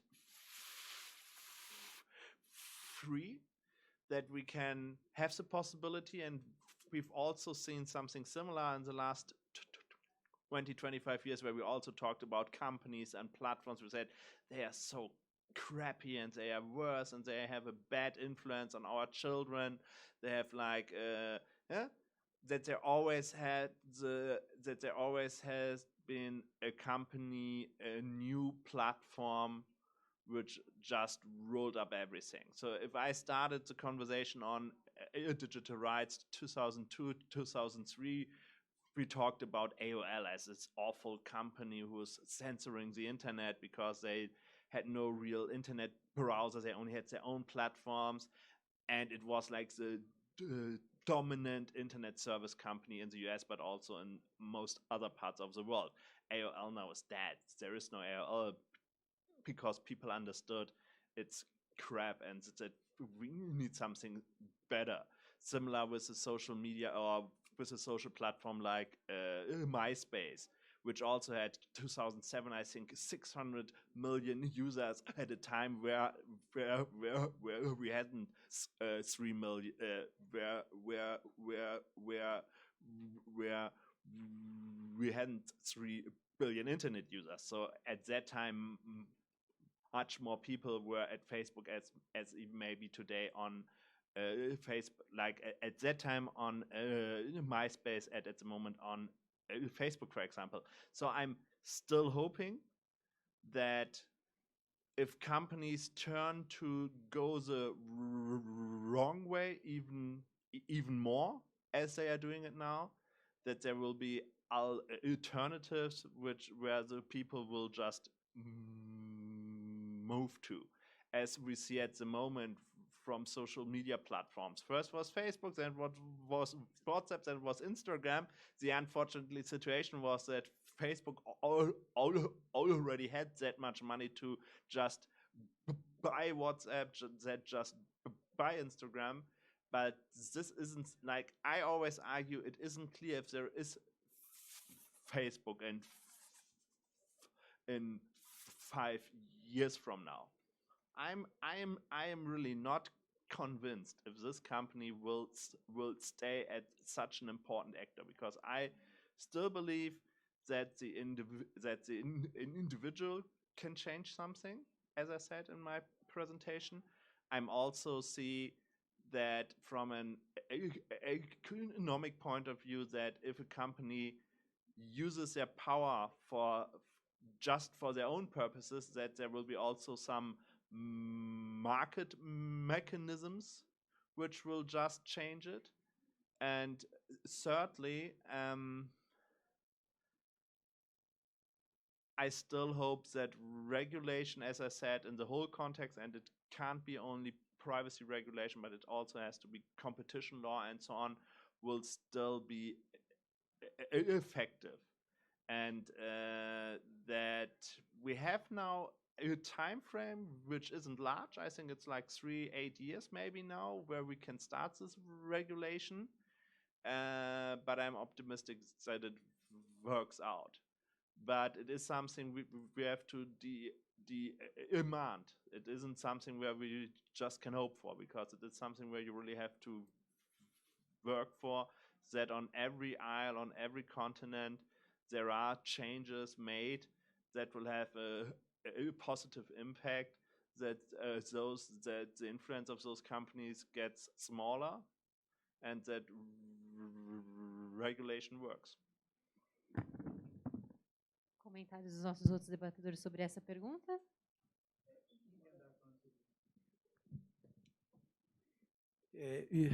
Eu achei ótimo o que Malte explica e também fiquei instigado pelo Sérgio. Quem conhece o Sérgio sabe que as palestras, as intervenções dele são verdadeiros desafios para a gente, né? São fontes de cultura, mas ele nos desafia. Então, eu adorei o seu termo, inconsciente coletivo digital. Muito bem. Eu ia falar para você pedir autorização para você para utilizá-lo, mas então eu achei. Infelizmente, esse termo é do Durkheim, mas tudo bem. Durkheim? Sim? Inconsciente coletivo. Não, é isso aí. Não, o digital. É o digital. Mas eu queria só complementar, dizendo para você que eu ando um pouco menos otimista que você. Não vou dizer que eu ando mais pessimista, mas menos otimista que você se considerou ia fazer uma pergunta não muito otimista. Eu acho que estamos enfrentando situações profundamente desafiadoras para a humanidade. Então, vejam vocês a questão da privacidade, que o Malte disse, vai além da privacidade, é a questão modelos de negócio, é a questão de uma economia que manda em todas as relações. Nós estamos mais reféns do que nunca desse sistema que controla, sabe, todas os nossos passos, nossos pegados, nossos footprints. Quando foi citado a questão da saúde, eu fiquei pensando, a primeira vez que eu tomei contato foi em Toronto. Eu estava no hotel e li o jornal lá da cidade e dizia que agora tinha empresas que estavam criando grandes bancos de dados com os dados das pessoas de um determinado hospital fazendo um projeto piloto. E que aquilo representava um avanço, a matéria dizia, gigantesco, porque toda vez que as pessoas batessem na entrada do hospital ou qualquer lugar, uma ficha, o número que ela tivesse, traria todo o histórico dela. Eu falei, mas isso não é bom? Isso é bom. Em seguida, passaram-se alguns anos, eu li uma matéria sobre a evolução de um software que conseguia ler com inteligência artificial, que conseguia ler muito melhor as chapas ou tomografias feitas nos aparelhos sofisticados da atualidade. É melhor que o médico. Eu falei, mas isso é muito bom, que está cheio de médico que lê chapas de raio-x ou tomografias radiologistas de forma imperfeita. Eu falei, bom, então é muito bom. E eu tive uma experiência aqui em São Paulo, num local que eu cheguei, o médico, em questão de 30 segundos, ele tinha todas as chapas no computador dele na minha frente. Ele ampliou. Ele disse, aqui dentro você tem uma folga, não sei o quê, de 3 centímetros. O que era uma tela, virou um negócio ampliado, e ele falou, tá vendo? Ele tinha uma régua, ele media. Eu falei, isso é bom. Eu tenho uma precisão gigantesca que traz uma contribuição para um diagnóstico de um determinado problema, que você está lá num especialista. Então, inicialmente, eu via a questão como positiva, mas é lógico que ela não é uma atividade benemérita. Aquilo lá são dados que seguramente estão sendo partilhados com softwares e sistemas em nuvem, que os dados são vendidos como qualquer hora que a gente entra em algum lugar e concorda com os termos. Eu também não podia deixar de apontar, Malte, a chegada da Huawei. Vocês sabem quem é a Huawei?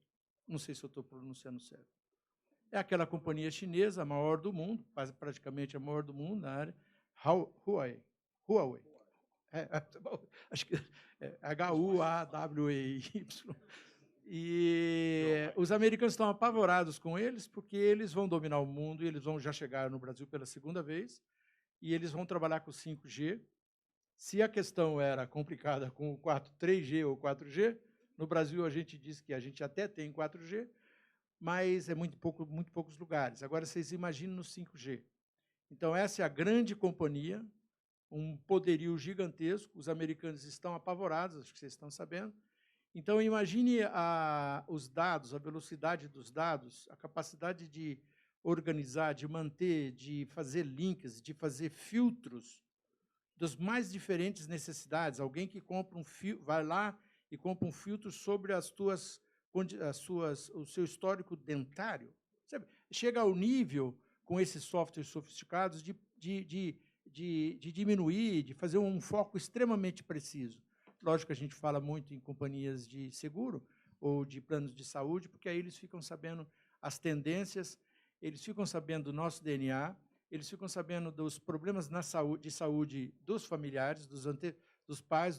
Então, eles criam uma visão de nós mesmos extremamente complicada. Eu acho isso maluco. Eu tinha ficado também otimista num momento, depois pessimista em outro, quando descobri que as pessoas iam instalar embaixo da pele, né, pequenos grãos de arroz, ou do tamanho de um grão de arroz, que trariam todos os nossos dados. Eu falei, mas isso não é bom? Se você sofre um acidente de moto ou automóvel, bate a cabeça, até descobrir qual é o tipo do seu sangue, ali tem todo o seu histórico, tem todos os seus dados. E eu vi a experiência sendo feitas assim nos Estados Unidos. Então, eu vejo o avanço da tecnologia como uma coisa extremamente boa, mas, Malte, é realmente preocupante. O seu exemplo é concreto de como um cidadão, uma pessoa,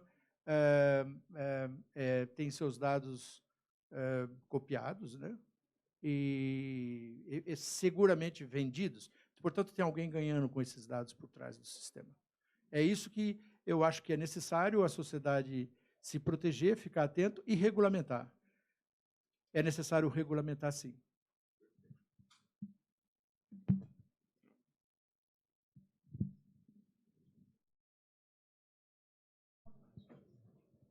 Oi, boa noite, pessoal. Meu nome é Mário, sou aqui da PUC. Alles gut? Malte? Wie geht's? Gut. Ok. O seguinte, eu vejo todo esse medo, essa indisposição, mas eu vou retornar um pouco naquele momento que a gente ia na venda para a mãe, comprar 1 litro de leite, e você anotava o nome da sua mãe para o vendedor. Ou seja, a gente já dava algum dado para ele. Então, essa questão da gente dar dado gratuito, isso já vem de longe, não é novo. Porque se você pegar, quando você faz uma conta de Facebook e olha, tem aquele tempinho de 10 minutos de olhar o termo do Facebook, o segundo item, ele fala exatamente o seguinte: você nos dá autorização para explorar os seus dados da melhor maneira que a gente quiser. Isso quer dizer o quê? Que você está vendido. Quando você faz uma conta de WhatsApp, falar todos os dados são encriptados de ponta a ponta. Mentira. Não tem como encriptar dados de ponta a ponta, a não ser que você processe ele por um VPN, que é aquele Virtual Protect Network. Ah, mas o meu telefone tem. Não tem. Nenhum telefone tem VPN. Porque entra justamente naquilo que o Malte falou da geolocalização. Ah, mas existem aplicativos que quebram a geolocalização. Não tem. Porque a geolocalização ela é estabelecida pelo IP do telefone.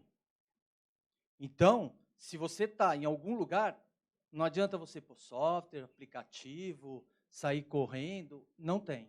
A não ser que você faça o que ele falou, desligue o telefone. Então, qual que é a minha preocupação hoje?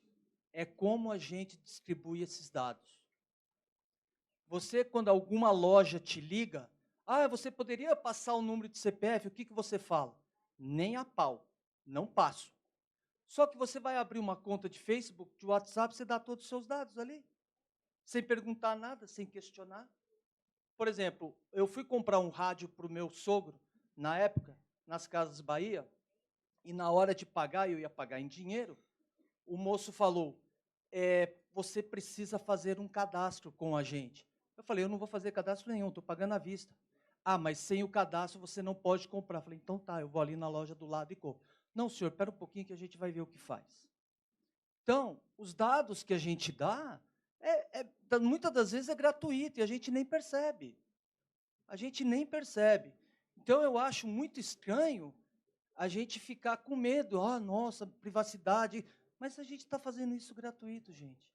Inconscientemente estamos fazendo isso.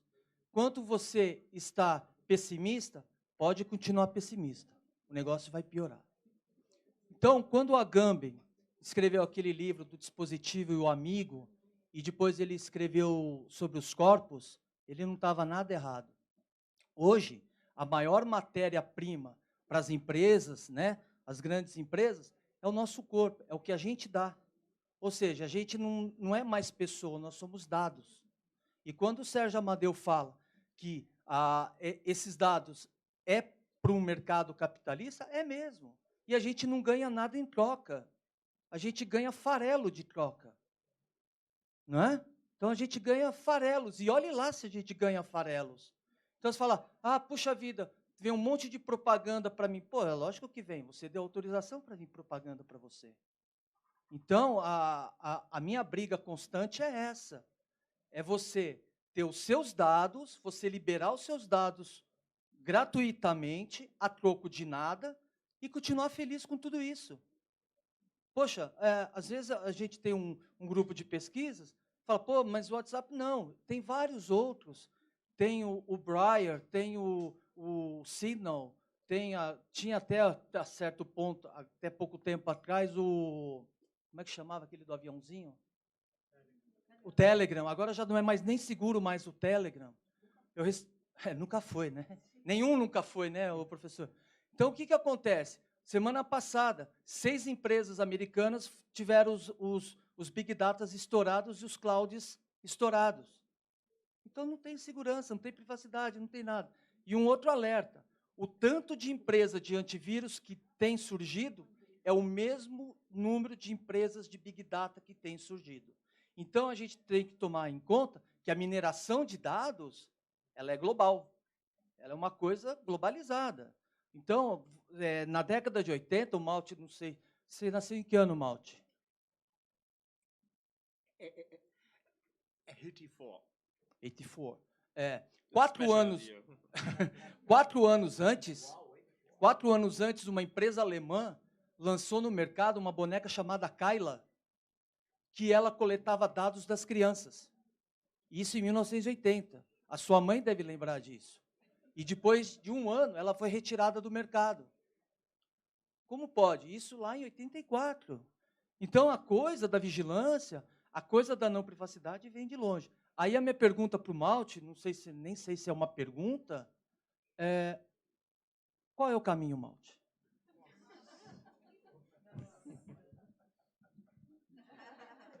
Obrigado. Dankeschön.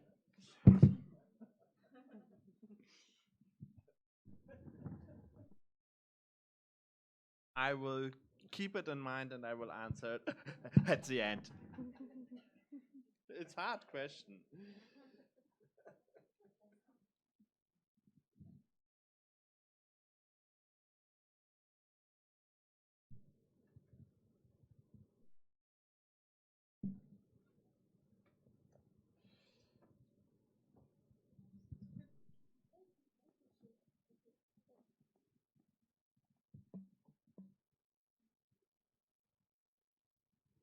Boa noite, gente. Meu nome é Marina, eu sou estudante de Direito da USP. Eu tenho dedicado meus últimos anos na graduação a estudar especificamente a relação entre coleta e, enfim, cruzamento de dados, discriminação e os impactos sociais, enfim, econômicos e jurídicos disso.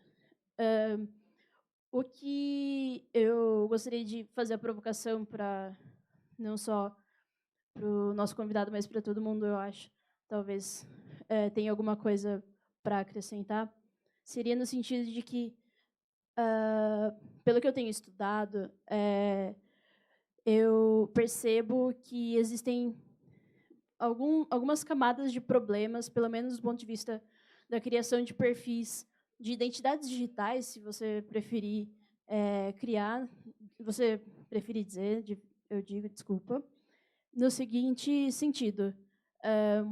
Na vida real, digamos assim, quando a gente imagina que o código é programado a partir de um determinado comando, por exemplo, o próprio engenheiro do Facebook que cria o dado, cria o programa, desculpa, eu estou um pouco nervosa, gente. Foi mal. Não estou acostumada a falar para esse tudo de gente. Mas eu vou tentar. Pera, deixa eu organizar os pensamentos um minutinho já.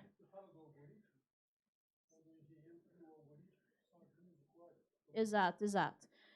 O que eu quero dizer é assim.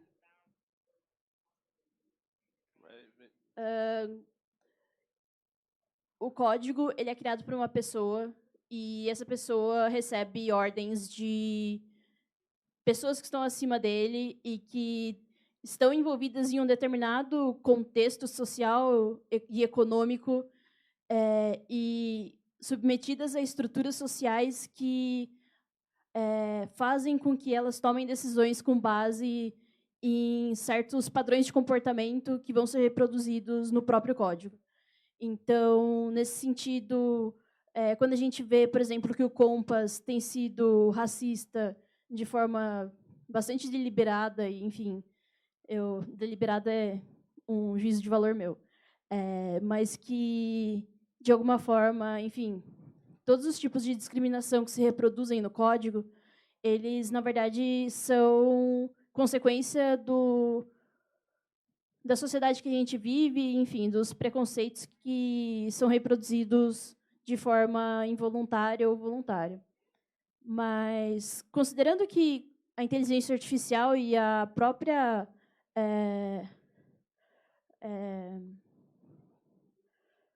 desculpa, gente. A própria capacidade de aprendizado de máquina, de aprender com seus próprios dados e com os dados coletados a partir do código e da inferência que ele faz a partir dele mesmo e de qual tipo de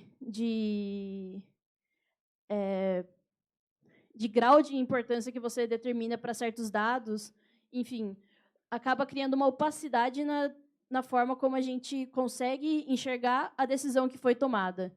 Então, de nada adianta se a gente definir na LGPD, por exemplo, que é importante que a gente faça, é necessário que se faça, se o sujeito de dados, titular dos dados, ele solicite uma revisão por um humano de uma decisão automatizada, se a gente não sabe como é que foi tomada aquela decisão. E ainda mais num contexto em que esse tipo de preconceito e essas estruturas sociais conformam a decisão em si.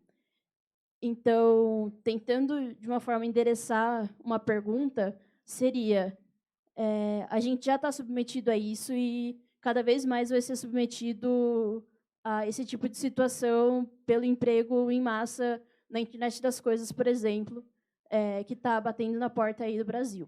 Então, eu queria entender se na Europa tem sido estudado alguma coisa a respeito sobre opacidade e autodeterminação informativa a partir de uma perspectiva de discriminação algorítmica. Desculpa, gente.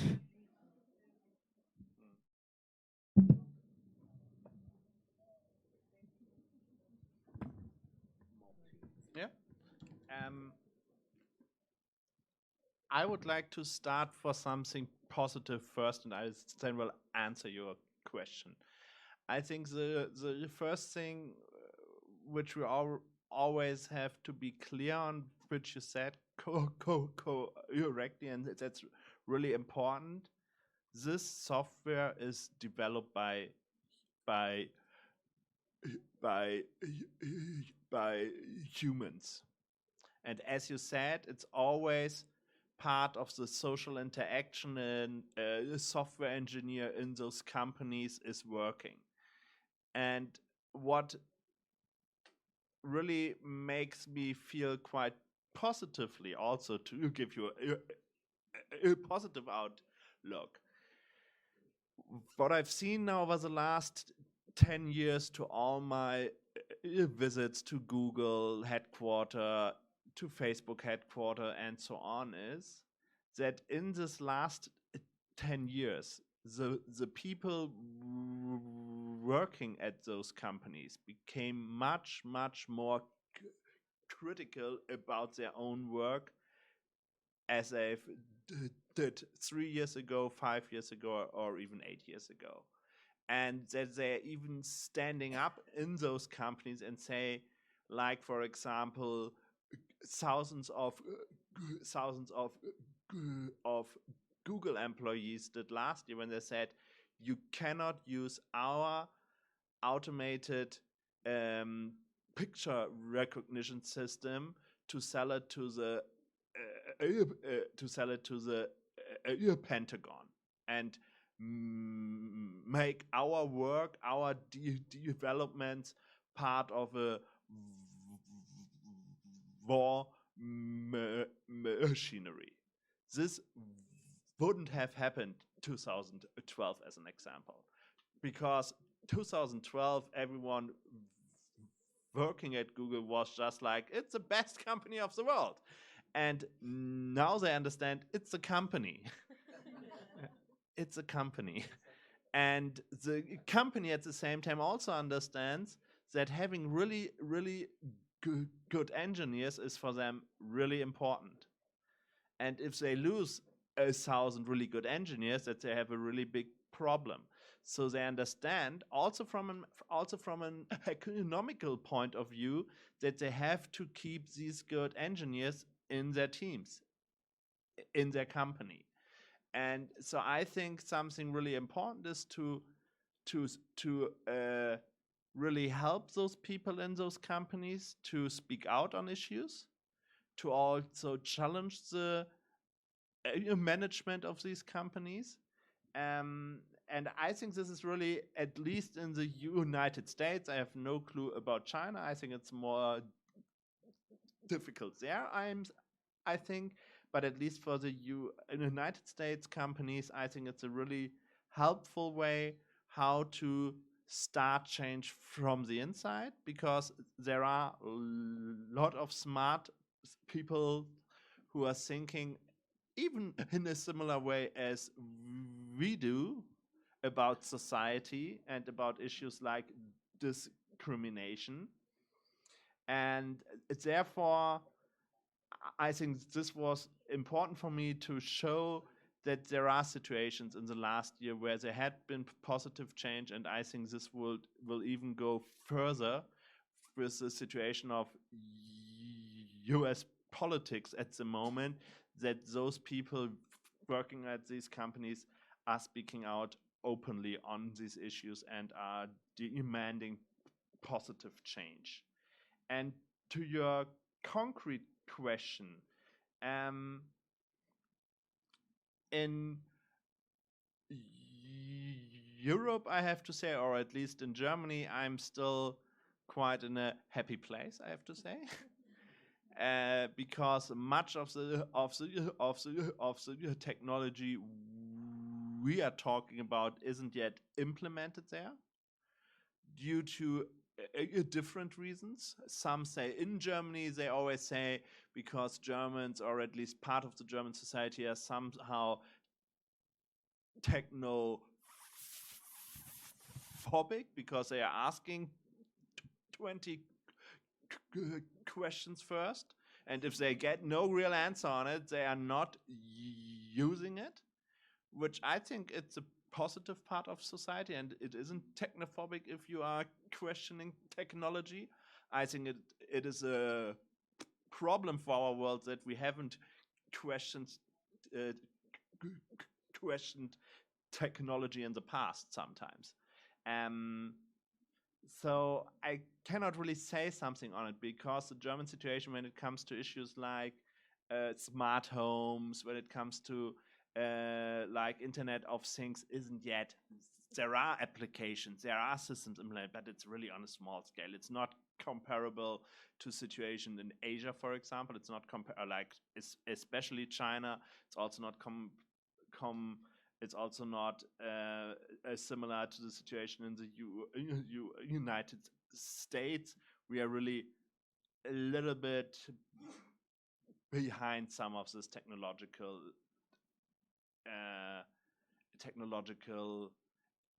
innovations sometimes, because some systems doesn't get really implemented or doesn't get that huge audience, for example.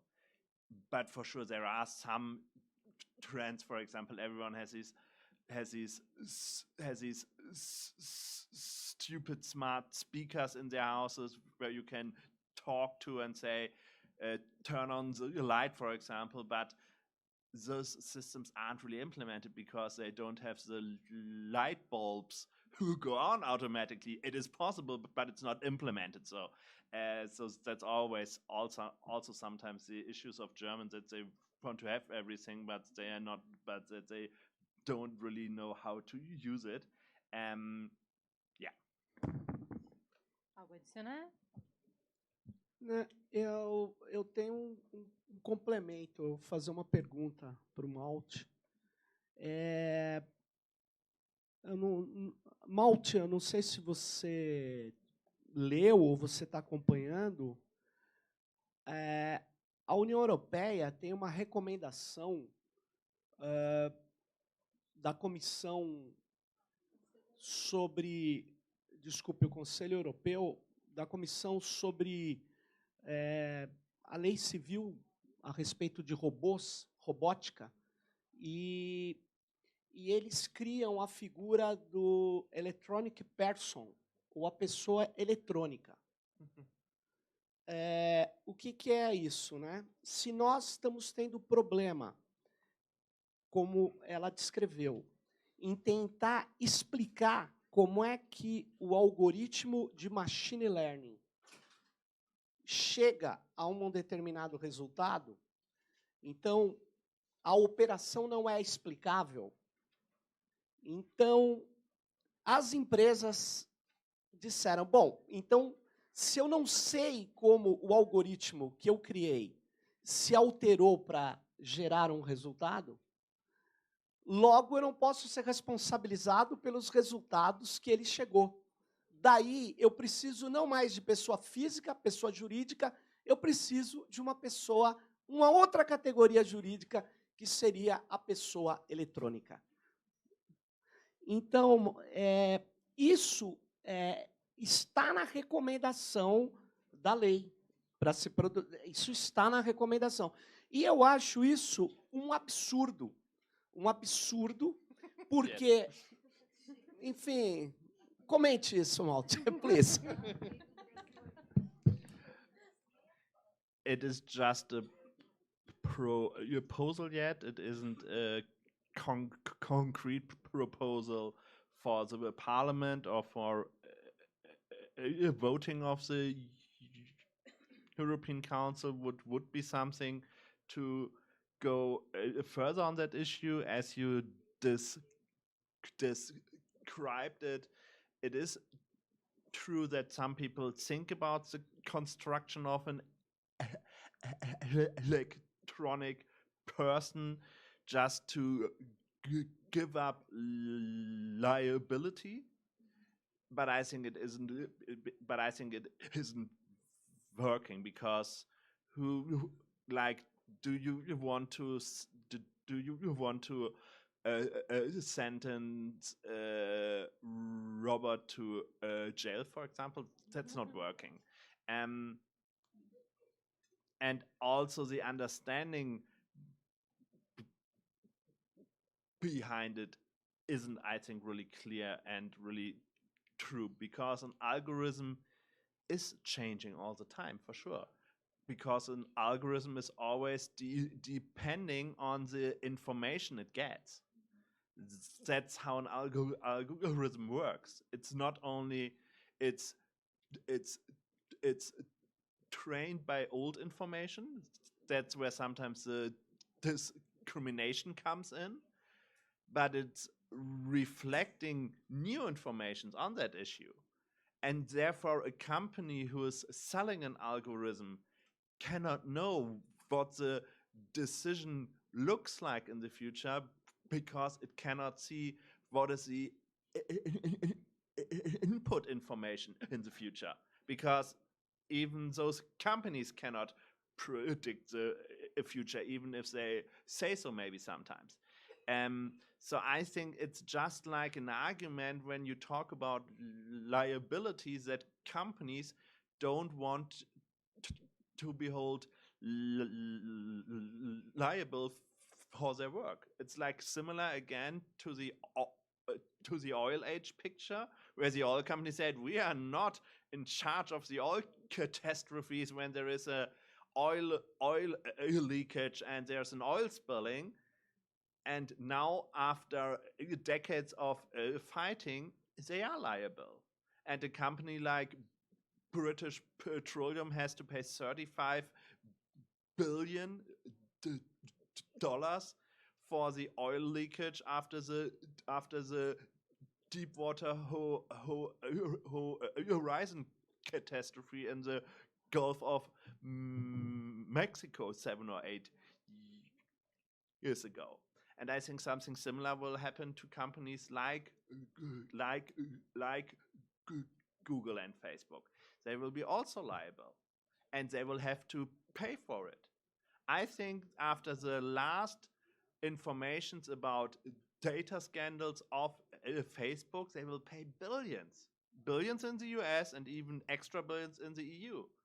They just put last quarter 2000, like for the first quarter 2019, Facebook put over $3 billion back out of their turnaround because they have to pay future fines. And the question is, if we are using this money to challenge Facebook even further and using it to develop alternatives and to make more researchers work on them and challenge them and control them and help the oversight institutions like the data protection authorities, or if those billions of fines will be just go into the general budget. So I think this is something we have to talk about, and this is why we have those companies to make liable for their work. And this is, I think, work this way, and this is not working by like having some idea of an e-person, which is just like a nonsense idea where actually really lots of people are talking about, but nobody has a real clue how it should work. Caros, nós ainda temos pouquíssimo de tempo para algumas pouquíssimas perguntas, então eu peço que os próximos inscritos sejam o mais sucintos possíveis, e se possível que nós escutemos as próximas 2 perguntas junto, eu agradeço.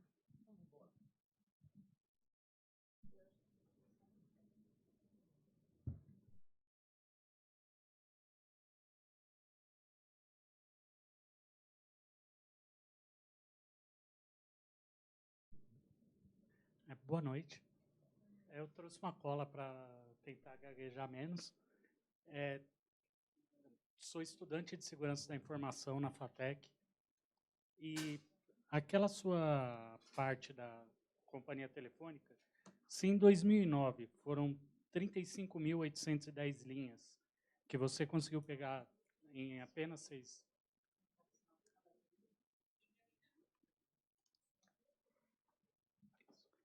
Se em 2009 foram 35.810 linhas que você encontrou em 6 meses, a tecnologia, junto lá com o Zeit, naquela animação que vocês fizeram, na época a tecnologia não era tanta. Você tem ideia de hoje o quanto seria o tamanho de dados e se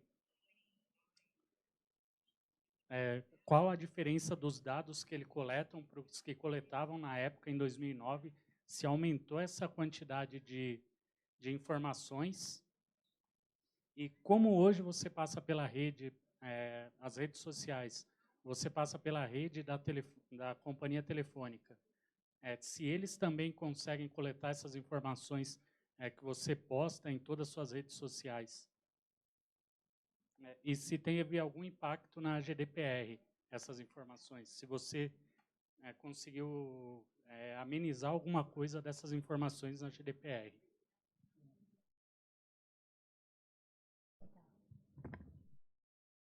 Boa noite, eu sou Flávia Lefebvre, sou representante do terceiro setor no Comitê Gestor da Internet e sou do Intervozes Coletivo Brasil de Comunicação Social. Eu concordo com você quando você diz que a GDPR não é suficiente para dar resposta ao grau de vulnerabilidade que nós, usuários de aplicações e consumidores, temos hoje por conta da coleta de dados e do uso de algoritmos, inteligência artificial, internet das coisas, etc. Então, eu queria perguntar para você se você acha que as discussões que se fazem hoje nos fóruns internacionais a respeito de governança de algoritmos, de governança sobre inteligência artificial, se elas são efetivas, se elas estão ganhando corpo e se elas estão integrando temas como ética, né, que se fala muito nesses fóruns hoje e que é um grande desafio, mas que eu acho que incorporar a questão da ética nessa discussão de governança de algoritmos, ela pode ser mais possível quando a gente fala também de multidisciplinariedade, né, no trato de todas essas questões, quando a gente fala em medicina, quando a gente fala em consumo de redes sociais, etc. Se esses temas estão sendo trabalhados, na sua opinião, consistentemente, e como é que a gente poderia ampliar essa discussão e ampliar a inclusão de países que têm níveis diferentes de consumo, né, e níveis diferentes de mercados nessa discussão, para que a gente tenha, como você propõe, uma solução ou padrões mais genéricos, mais globais, para a gente diminuir o grau de vulnerabilidade que a gente tem hoje diante desses mercados. Obrigada.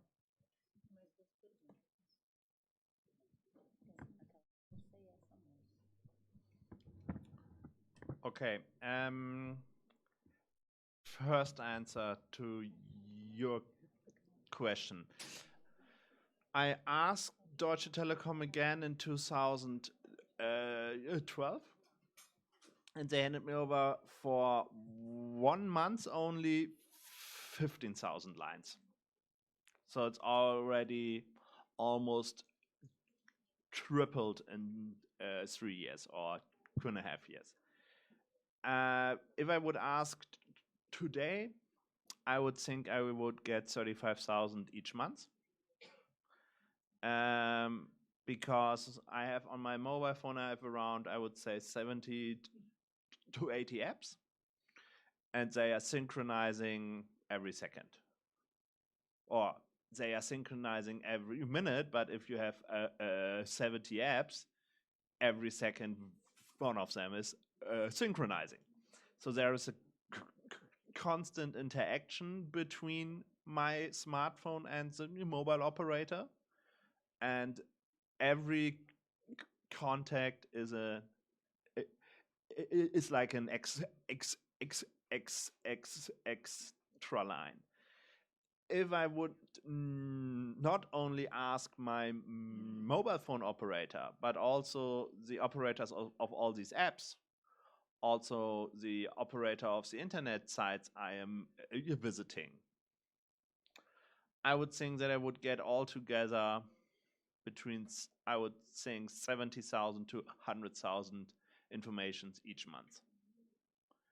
And this is something you have to understand. If you are going on a normal internet website, like a newspaper website, if you are just clicking on the first article, 40, 50, 60 other companies know about it. Like this whole issue of ad tech, the whole issue of data brokers, we haven't really talked about. It's a huge thing. It's only a really small part of our digital footprint, because it's about analyzing our internet usage. But if you add on everything on my smartphone, and if you then also add on in the future all the technology around me and us, I think it will be even more. So it's an increase all the time. To the second question about algorithmic governance, international forums, and the discussion about ethical standards, I have to admit that I was quite optimistic by this debate about ethics 2-3 years ago. And I also got involved into some of them in Germany, but also internationally. But now, after those 3 years, I have to say it isn't really working. Because, first of all, the ethical discussion, also the governance discussion, most often comes to the point of self-regulation or a cooperative regulation between users, companies, academia, and so on. But I'm thinking it isn't working. It's just the discussion to accuse concrete regulation. It's just an argument companies are making to say we are talking about it, so please let us find answers first, and if you are not happy with our answers, then you can start with regulation. And this way of postponing regulation steals us at the moment 3-4 years of time. And so we will be again with our regulation afterwards. And I think it's not really helpful. And it's like in the health system. You wouldn't say that a pharma company who produces medicine, you wouldn't allow them self-regulation. Because then it would say every medicine is fine, it's good. We have tested it, it's good. There are reasons in the past why we organized regulation. Because self-regulation it is working on some issues, but it isn't working on a lot of issues. And therefore, I think that this discussion of algorithmic governance, ethical standards on AI, and so on is more an excuse to stop it and to postpone regulation, which I think, if there is self-regulation, okay, but at the same time, there has to be real regulation too. Caros, eu peço milhões de desculpas, mas infelizmente nós vamos ter que encerrar esse debate tão produtivo. Mas eu peço e convido a todos que continuem aqui para o nosso coquetel logo em seguida e que essa discussão e que as próximas perguntas continuem durante esse coquetel. Então, por favor, perdoem minha interrupção e fiquem para o nosso coquetel. Malte, would you like to say anything else before we... No? I will answer you individually. Os nossos debatedores têm algo mais a... Agradeço a oportunidade de ter discutido aqui com o Malte, muito bom, e com o meu colega de Abeciber Esquirra, e com a Janaína também. Eu agradeço a presença de todas e todos. Obrigado pela oportunidade de ter falado com vocês. Em nome da Abeciber, eu quero agradecer a possibilidade de tê-lo conosco aqui, agradecer a acolhida do professor Trivinho, que representa a PUC aqui conosco, agradecer a presença de vocês, a oportunidade de poder bater uma bola aqui sobre esse assunto tão importante. Vamos à comida, que é o que importa. Caros, fica também meu agradecimento, né, a Malte e a todos os integrantes da mesa, principalmente a nossa parceria tão frutífera com a Fundação Boll, que foi excelente, que nos trouxe esse debate tão importante. Para a gente encerrar, eu gostaria de passar a palavra ao nosso host oficial, Eugênio Trivinha.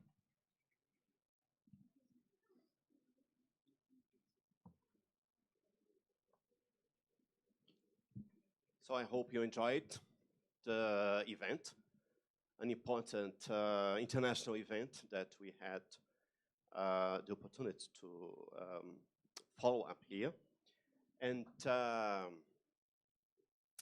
I need to emphasize my great pleasure on behalf of PUC São Paulo and ARI, the Office of International Affairs, to work with Heinrich Böll Foundation. I need to emphasize this, and I need to thank you, all staff, and Annette von Schoenfeld, for the opportunity, for partnership, and for trust, for us to make all this event happen. Thank you a lot. A partnership that I would like to see repeated more often. So I want to thank all our colleagues, especially Malte Spitz, for your lecture. Congratulations, and all answers. And thank also my team of Sensib and Abessibia, citing Professor Sebastião Esquerra, especially in this way. It was a great pleasure to stay with all institutions that make this important event happen. Thank you a lot. Thanks a lot.